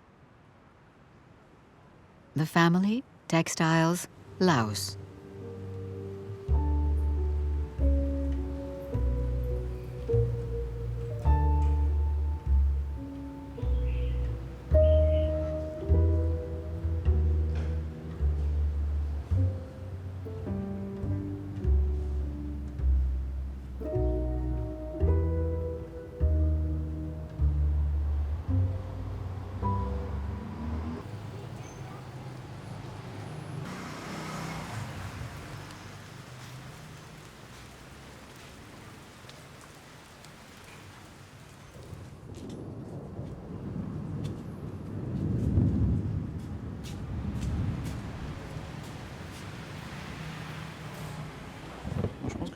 I think I'm going to stay in Laos for a very long time.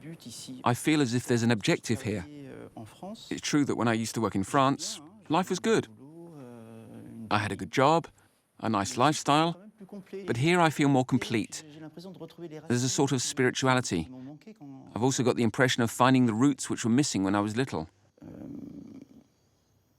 There were lots of things unsaid with my parents due to their situation. So that leads to a feeling of getting back to one's origins. I feel more complete here.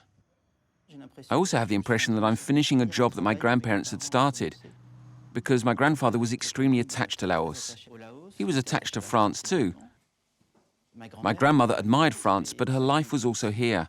The fact that they left in 1975, they were totally uprooted from Laos, like me. That leaves an absence, an emptiness.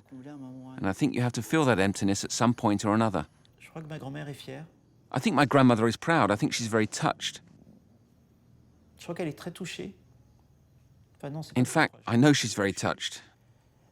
I visit her once or twice a year, depending on my availability. And on each occasion, I spend some memorable moments with her.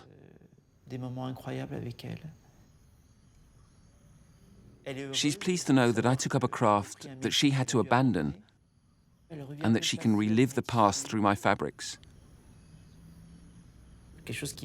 One thing that I find really amusing is how she takes out her magnifying glass. She's 91 years old, but she rummages in her bag and takes out her magnifying glass. And she has a good look and tells me there are no stray threads and nothing wrong. That's just great.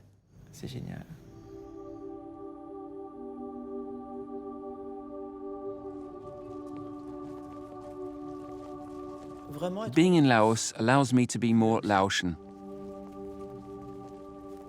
Laos has brought me a lot. Patience, slowness, and above all, a calmness. I think there's a real tenderness in people's eyes, a smile that is truly natural.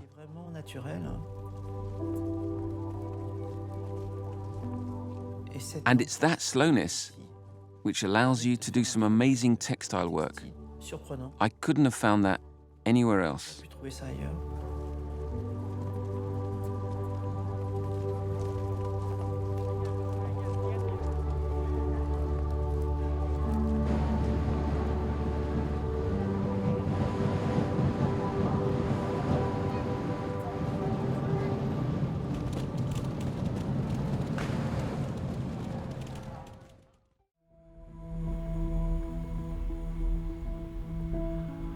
Our story takes place in the south of Japan, in the Yaeyama archipelago, not far from Okinawa. It's the story of an island, Iriomoti, a mysterious and wild land.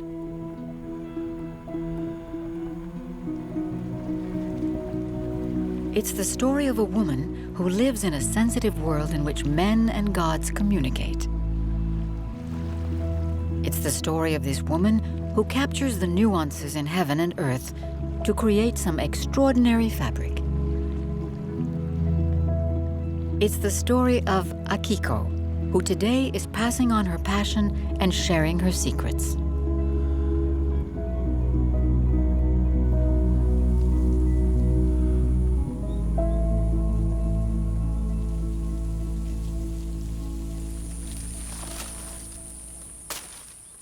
I was born on the island of Takatomi.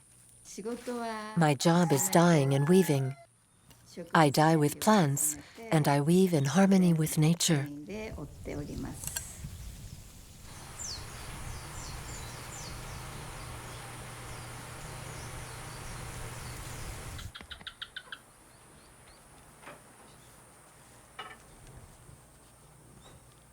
In Iriomoti, in her workshop, Akiko maintains a special rapport with time and nature. In her family, Akiko is the third generation of weavers. She was trained by a Japanese master who is considered a living national treasure. She has worked with one of the great names in Japanese fashion, Ise Miyake. Aged 78, she no longer leaves her island often, since it provides everything she needs in terms of fibers and colors. But her fabrics still travel the world. Tokyo, Milan, New York. She has become one of the only women in the world to create a dialogue between this ancient know-how and haute couture and contemporary design. My specialties are banana fiber, rami, and silk.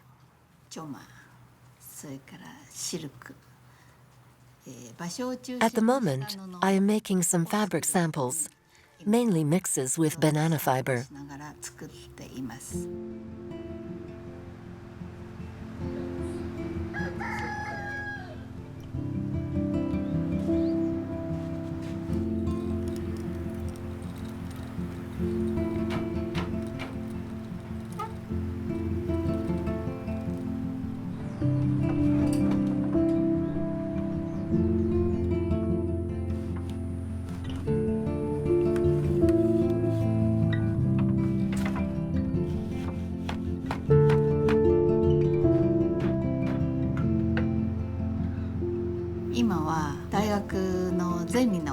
Students of textiles, traditional arts, or ecology contact me to do internships with me.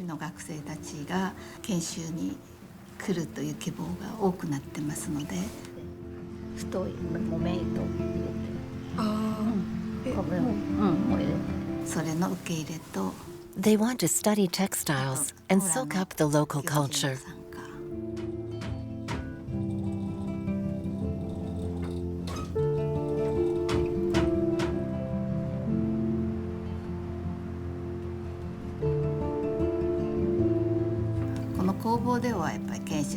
At the workshop, they discovered the natural wealth that can be found here.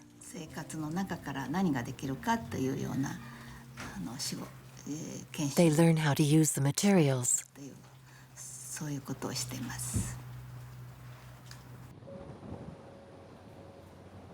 What I like about it here, compared to the island I come from, is the variety of raw materials.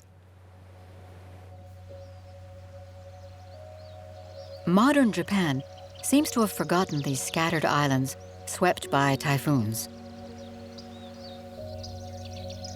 Along the shoreline, mangroves flourish, underlying the contours of the isle. The only road covers just half of Iriomote.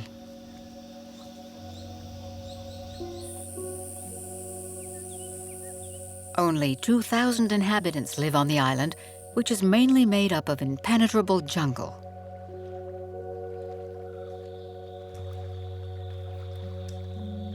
The sun's rays barely penetrate the depths of the primary forest. In places, the knotty roots of great trees emerge before plunging back down into the darkness.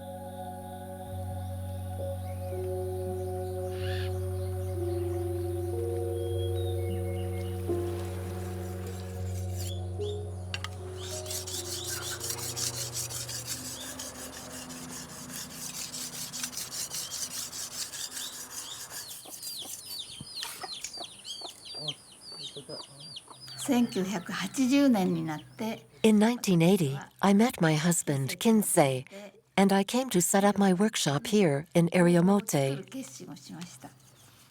That was nearly 40 years ago. Kinsei handles all the outdoor work.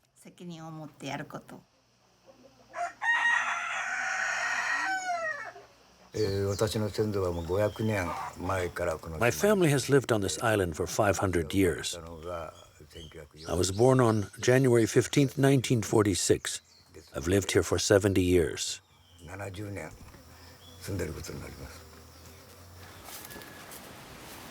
Kinsei is a hunter-gatherer. In the jungle near the workshop, he uses a machete to hunt wild boar or harvest plants which Akiko uses to extract colors. There are habu vipers on the island, but don't panic. There are not that many on the mountains since they prefer the fields. And even if they bite you, you will not die. I've been bitten twice, and I'm still in good shape.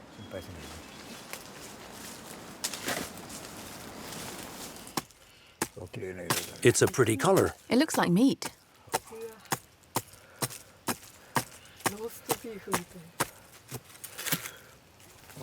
Taste it. Is it edible? Even animals eat it. It's astringent. Half for the god, the rest for us. If we take it all, he will be angered. A god lives on this mountain. So before we take anything, we have to ask his permission. All the plants on this mountain are protected by this god. So each time I harvest some roots or plants, I put my hands together and say, Bamitoryu. Half for you, half for me. Bamitoryu.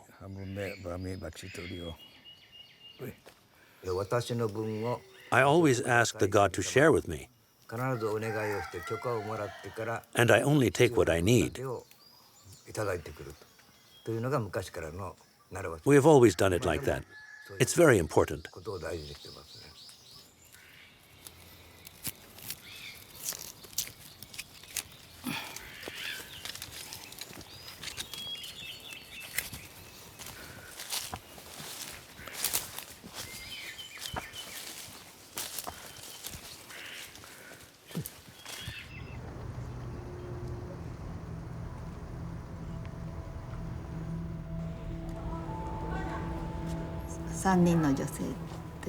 10 years ago, I started a project called Mapai with 2 creators.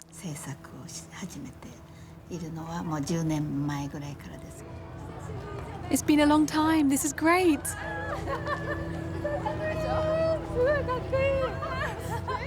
It's been such a long time. It's so beautiful here. We haven't seen each other for 3 years. Mapai is a word which comes from Miriamote. It's the name of a wind from the south, which blows just before summer, a very mild wind. It really is the loveliest season, so we want to create a style of clothes to wear during that period of the year. That was our starting point.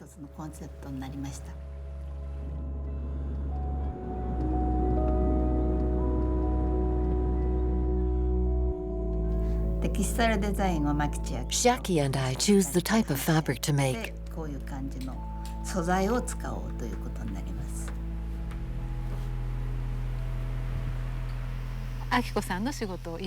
Akiko is in Iriomote. Michio Masago works in the Kanagawa region. And I work between India and Tokyo.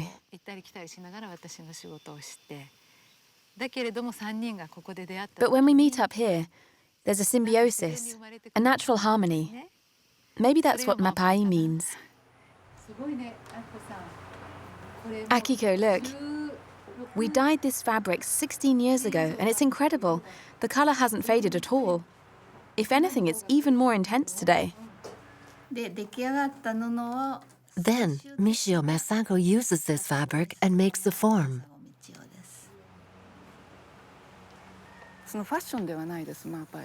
Mapai is not a fashion brand. It's more an attempt to renew traditional garments.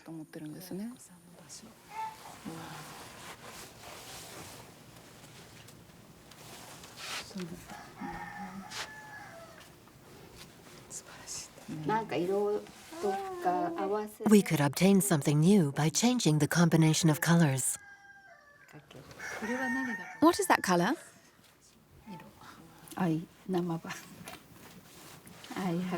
It's made with indigo leaves.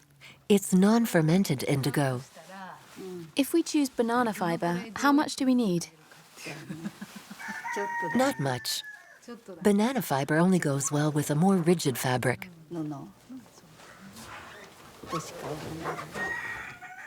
We have certainly selected some very nice colors, but we have to combine them correctly. Don't feel constrained to make a typically Japanese garment. We could take inspiration from the kimono made by Akiko's grandmother.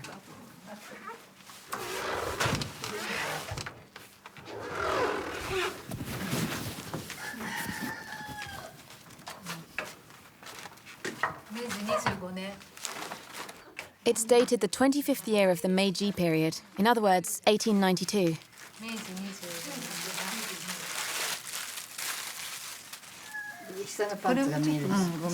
We can see your knickers, excuse me.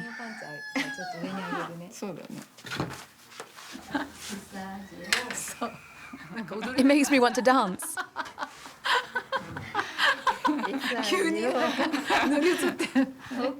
I want to dress like that too.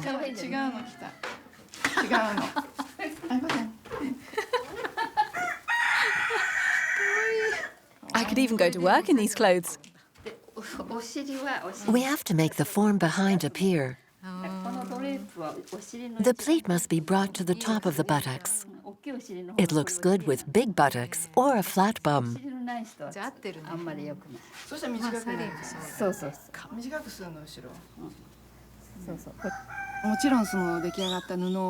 The form of the garment comes to me when I see the fabric.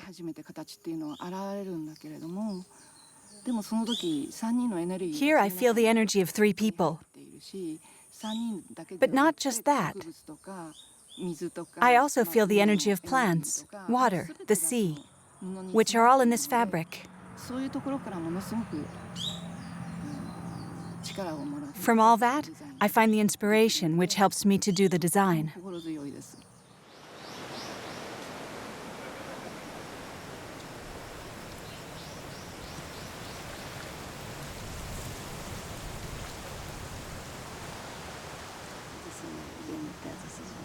We, Akiko Ishigaki of Iriomote, Shakyamaki of Tokyo, and Michio Masago of Hayama wish that you show us the right path.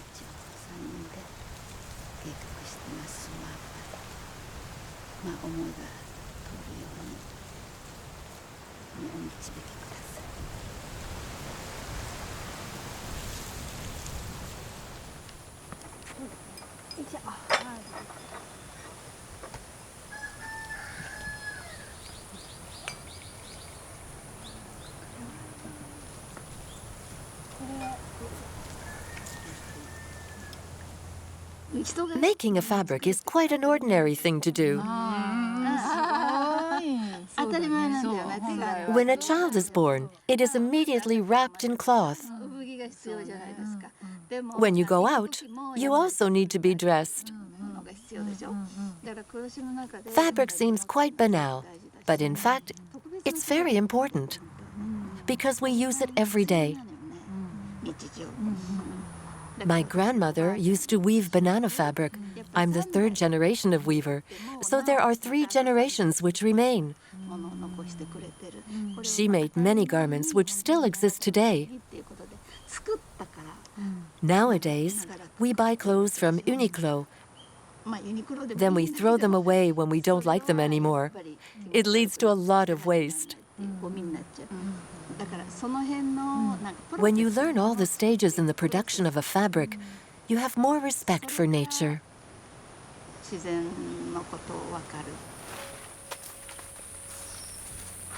The warm, damp climate on Iriomote is favorable for the use of banana fiber. There are 3 sorts of banana trees on the island. One is grown for its flower, one for its fruit, and the 3rd for the fiber. When Akiko arrived, banana fiber had disappeared from Iriomote. For 40 years, Akiko and Kinsei have been reviving this exceptional skill, which requires strength and patience. Nothing is wasted in the banana plant. Each part is used. The banana tree is the most important plant in Okinawa. They're planted next to paddy fields, since this protects them from the wind. Banana trees are so solid, they can withstand typhoons and make a real defense against the wind. The leaves can be used to wrap food. The trunk is used to make thread. And when the banana tree has been cut, the sap is used as fixer for dye. It really is a magical plant.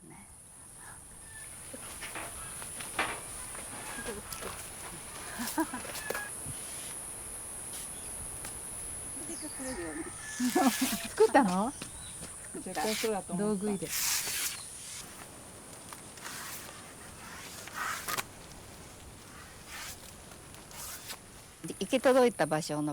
In a good quality trunk, both the center and the outside can be used. If I want a very high quality fabric, I only keep the heart. It takes around 100 banana trees to make one kimono.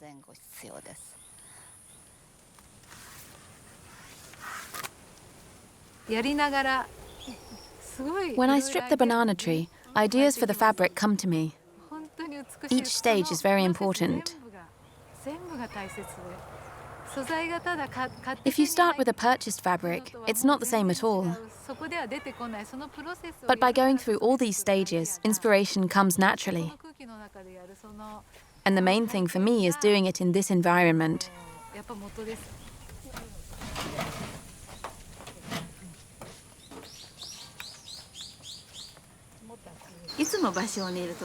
I'm always nervous when I start harvesting the banana tree.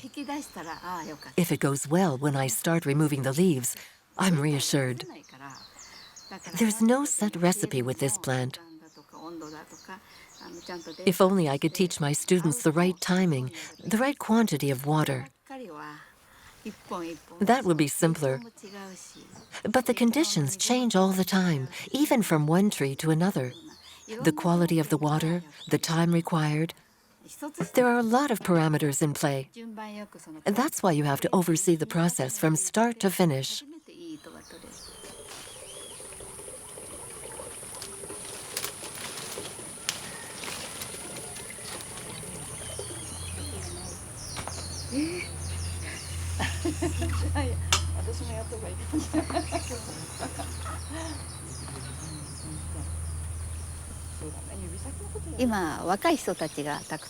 There are a lot of young people who come here.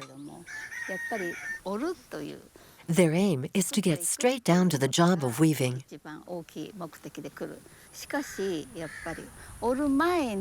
But before weaving, there's a thread, a field, the plants. These elements cannot be seen in the finished material, but this invisible work is very important. This knowledge allows you to know if you're going to create a beautiful fabric. If you're not careful at this stage, you can't make anything really beautiful.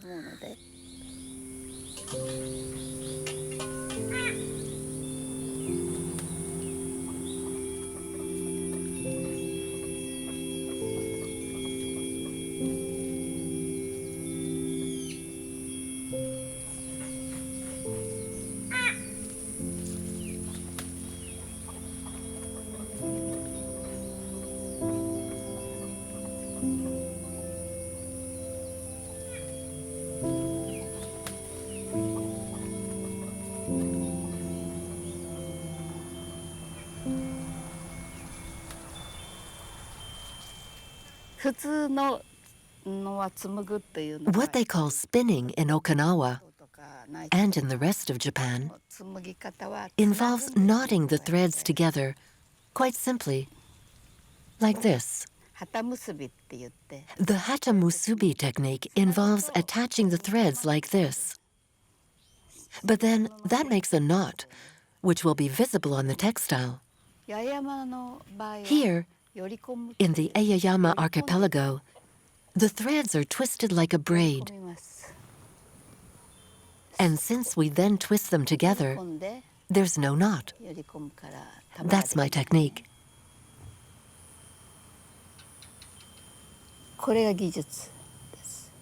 When I study textiles under a magnifying glass, I can tell how the thread has been woven, if it comes from the Yaeyama or elsewhere, if it comes from Japan, from Okinawa, or the Yaeyama Islands. This job takes a long time.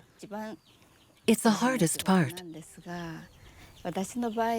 In my case, my mother used to do it like that. She helped me.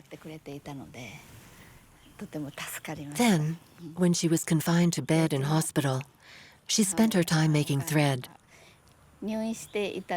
She stayed in hospital for 6 months.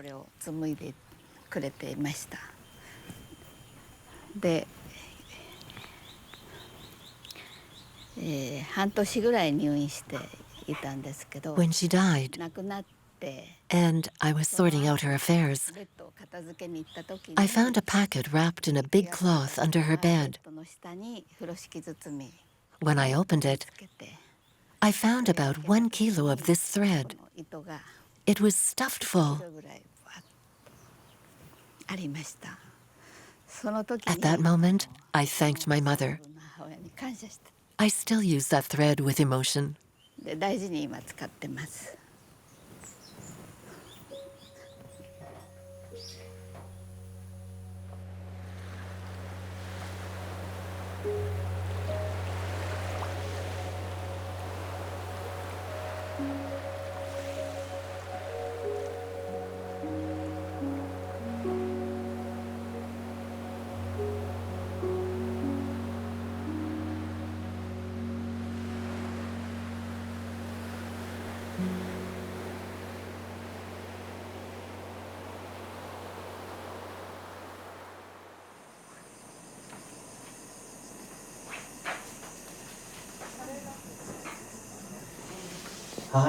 Welcome to the Mother's Day evening in the Cultural Center. Today, some splendid mothers are with us, even more beautiful than usual. What do you think, gentlemen? Good health. Let's drink a toast to the health of each of them and their families. Thank you to one and all. Good evening, everyone. Enjoy the party.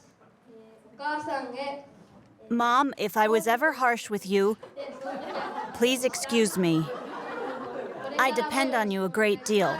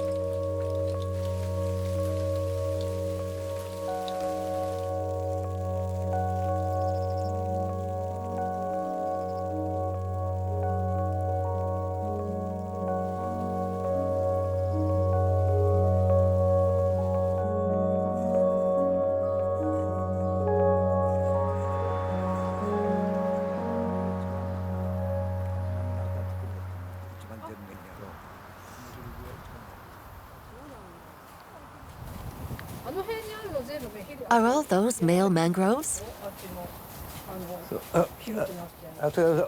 Yes, I planted all those. See how they are carefully lined up in a row. It was me who planted them.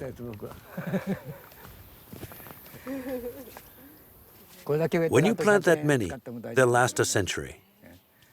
They'll still be here long after I am gone. They can be used 30 years after plantation.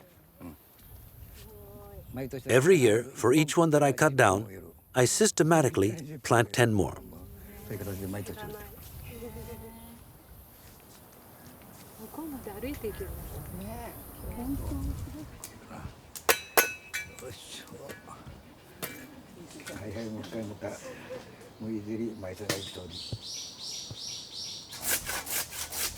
I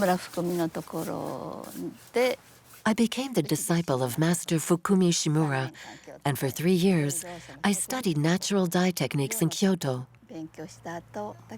Back in Iriomote, I tried the same methods, but I observed that I was not getting the same colors.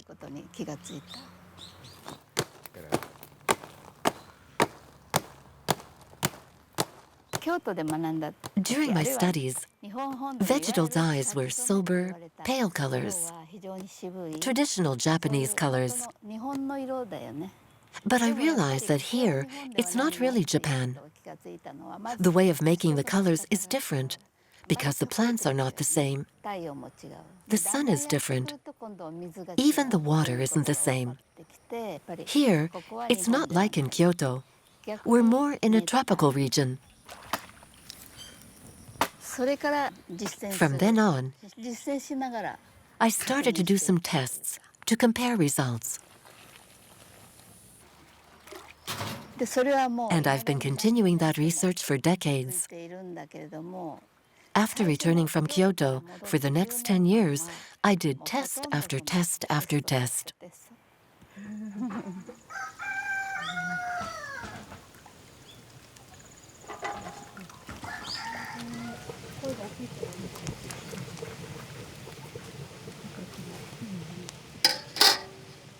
Those 10 years of research formed the basis of my work.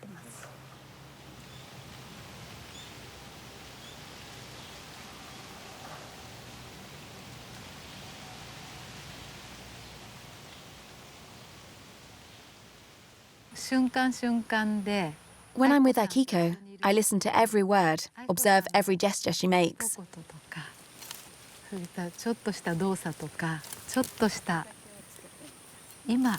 She knows exactly when to dip the fabric, when to rinse it, how long to leave it in the sun.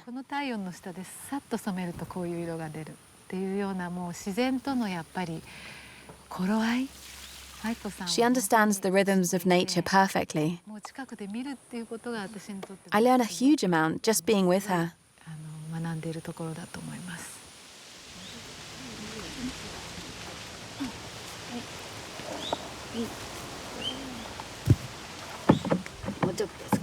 Let's add a bit more.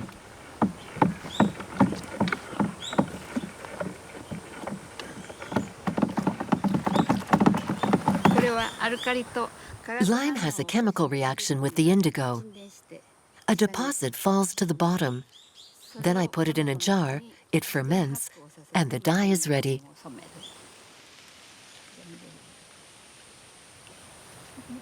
That smells good. Usually people say it stinks. It's the smell of my grandmother. I feel the energy of plants. When I wear yellow, I feel grandeur. In red, I feel strong. When I dress in indigo, I feel serenity. In other words, I am transformed depending on the colors I wear.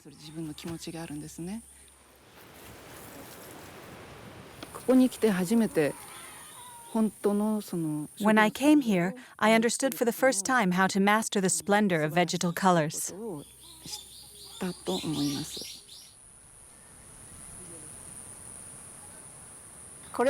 All the plants around us are green. So why do none of these plants produce the color green? I don't know. It's very mysterious.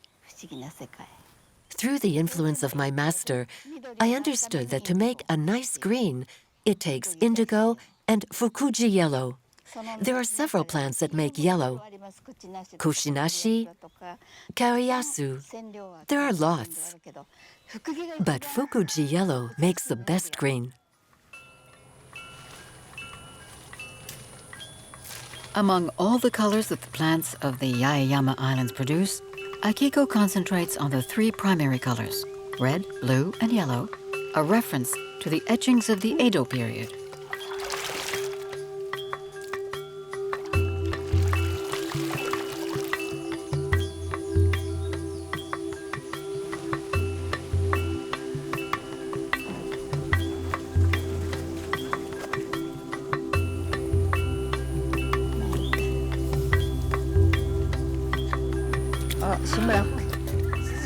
Better than Master Shimura. Incredible.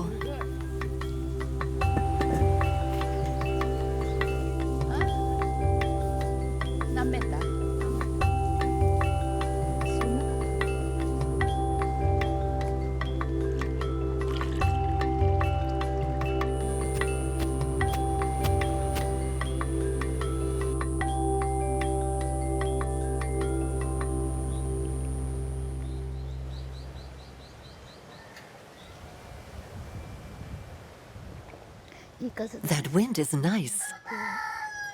We're lucky. It's not too hot.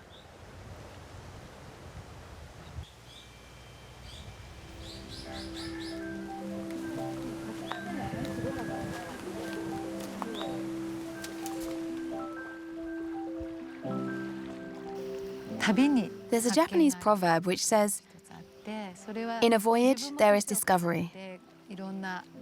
There are things which become more obvious with age and experience. When I came to Iriomote, it was the same. Things that I no longer saw suddenly came back to me.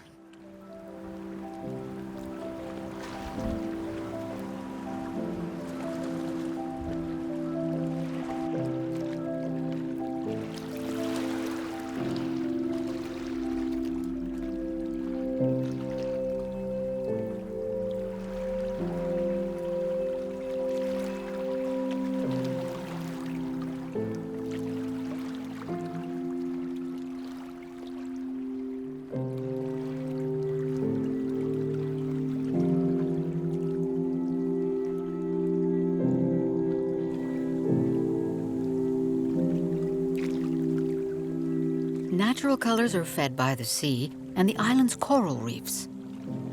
This sea bath eliminates the impurities in the fabric and fixes the color.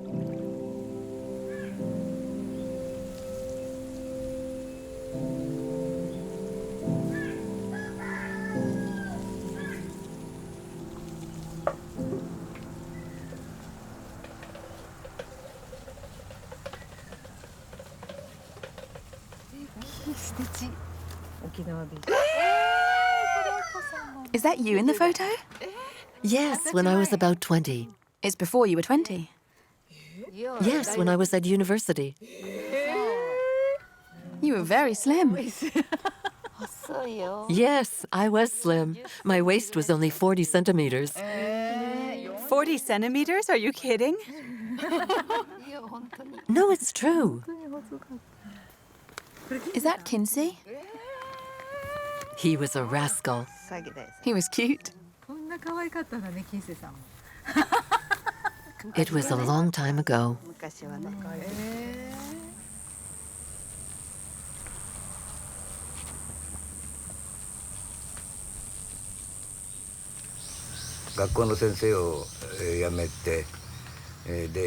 I gave up my teaching career to study textile techniques.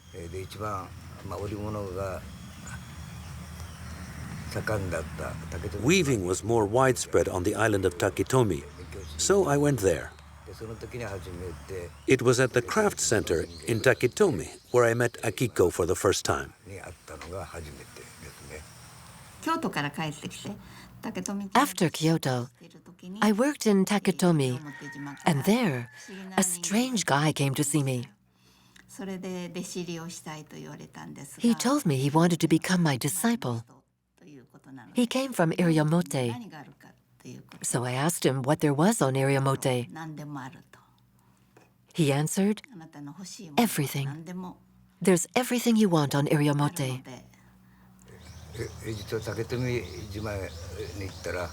In Taketomi, Akiko's uncle did not want her to leave.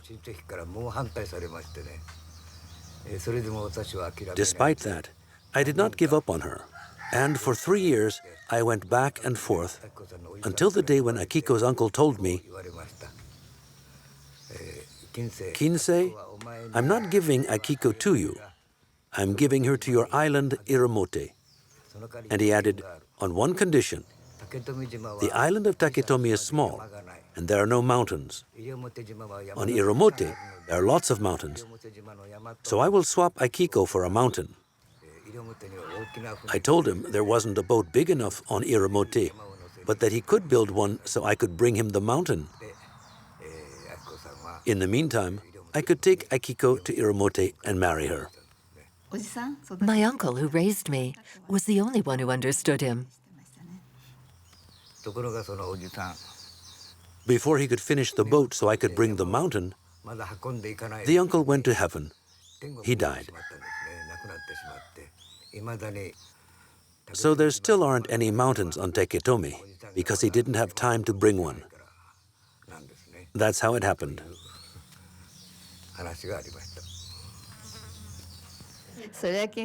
I think he made up that whole story with my uncle.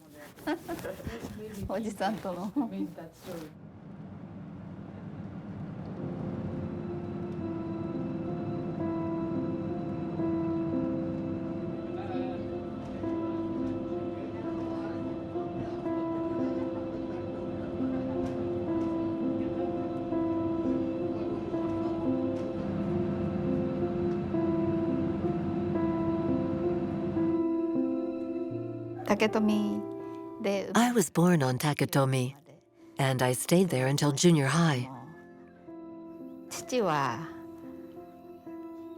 My father died during the war when I was little. I never knew him. My mother raised me alone here on Taketomi.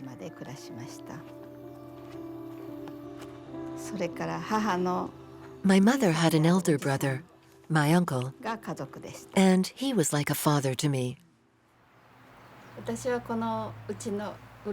I was born in this house, in the room at the back. This was my grandmother, and in the middle, the uncle who raised me. When I got up, I used to see my grandmother weaving in the corner of the room. The looms were on the veranda. It was the place with the most light, and therefore the best spot in the house. When I came home from school, I used to help my grandmother. She would weave all day long, from morning to evening.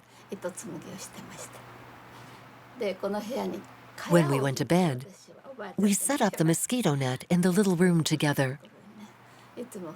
We always used to sleep together. My grandfather, my grandmother, and me in the middle. This house is full of memories for me.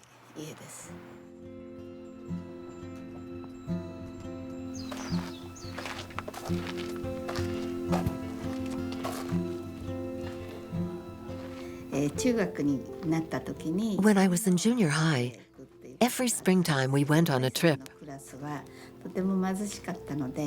But the school was so poor, we had to make do with going round the island. The girls headed off to the right, the boys to the left. We went round and met just in time for lunch. The island is so small, it only took us half a day to go around it.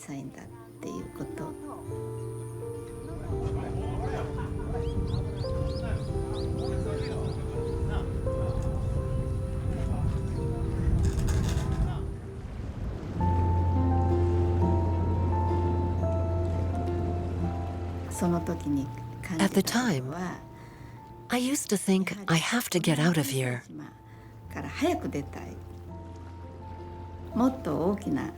I wanted to sail across a bigger ocean, see the wider world. That was my dream.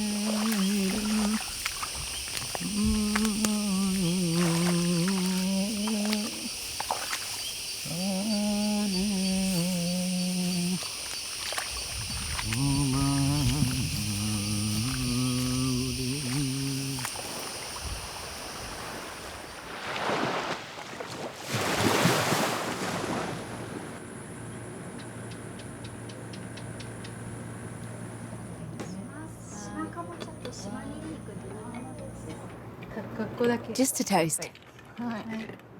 Good health. Good health. It has a lovely aroma.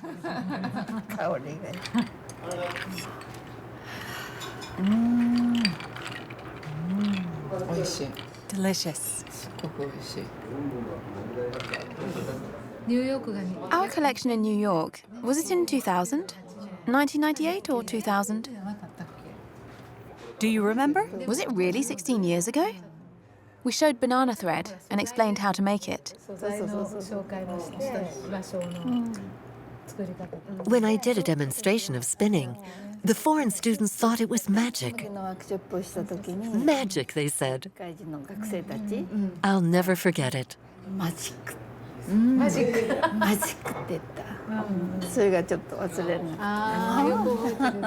We were very emotional. We had tears in our eyes. Everyone was saying, I want this one, I want that one. I didn't even have time to weep. I was so busy with the calculator.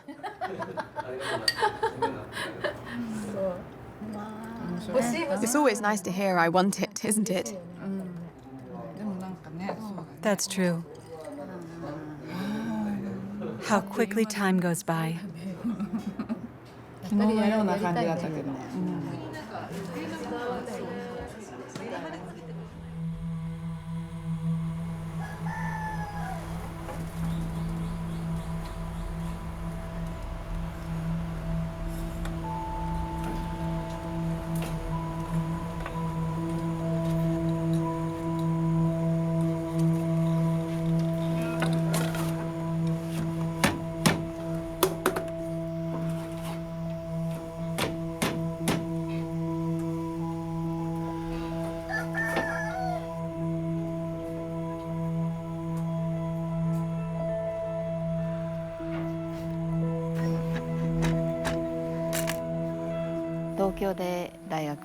During my studies in Tokyo, I wanted to start a new life there.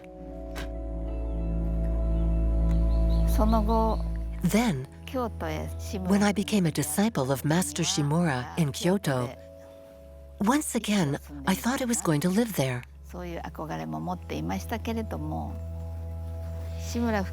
It was working with Fukimi Shimura that changed my mind. My master taught me to look at the islands with a fresh eye.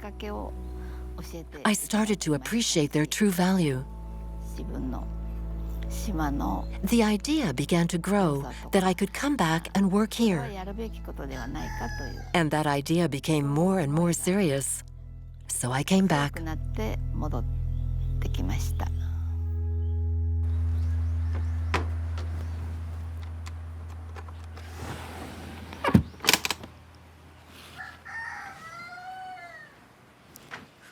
This is a kimono that Kinsei wears during festivals. It's the first one I made when I came to Iriomote. This yellow, that's the color of the sun, a traditional color. It's what the gods wear on the islands, dyed with fukuji yellow. In Okinawa, the kimono is called surina, and it's made differently.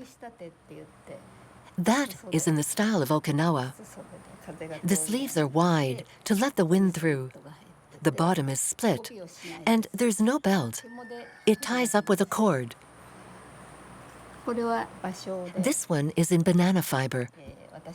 I made it with my grandmother in Takutomi. This one, and this one I weaved myself, and that one is mine. My mother left me the thread. My grandmother let me choose the kimonos which I liked. Her most beautiful pieces were donated to the Museum of Traditional Arts in Tokyo. I found out when I visited that museum when I was a student in Tokyo. I saw the kimonos that my grandmother used to keep in her wardrobe. It was quite a shock. I realized the quality of her workmanship, and I decided to follow in her footsteps.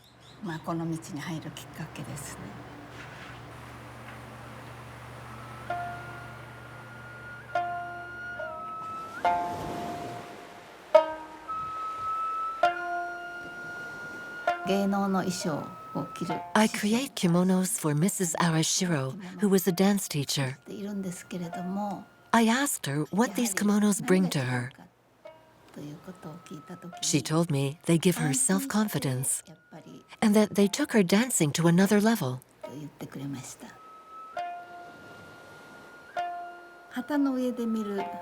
I become aware of what I have accomplished when I see her dancing on stage, in the light.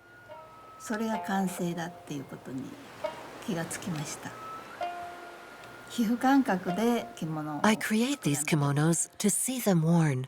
Otherwise, the emotion is missing.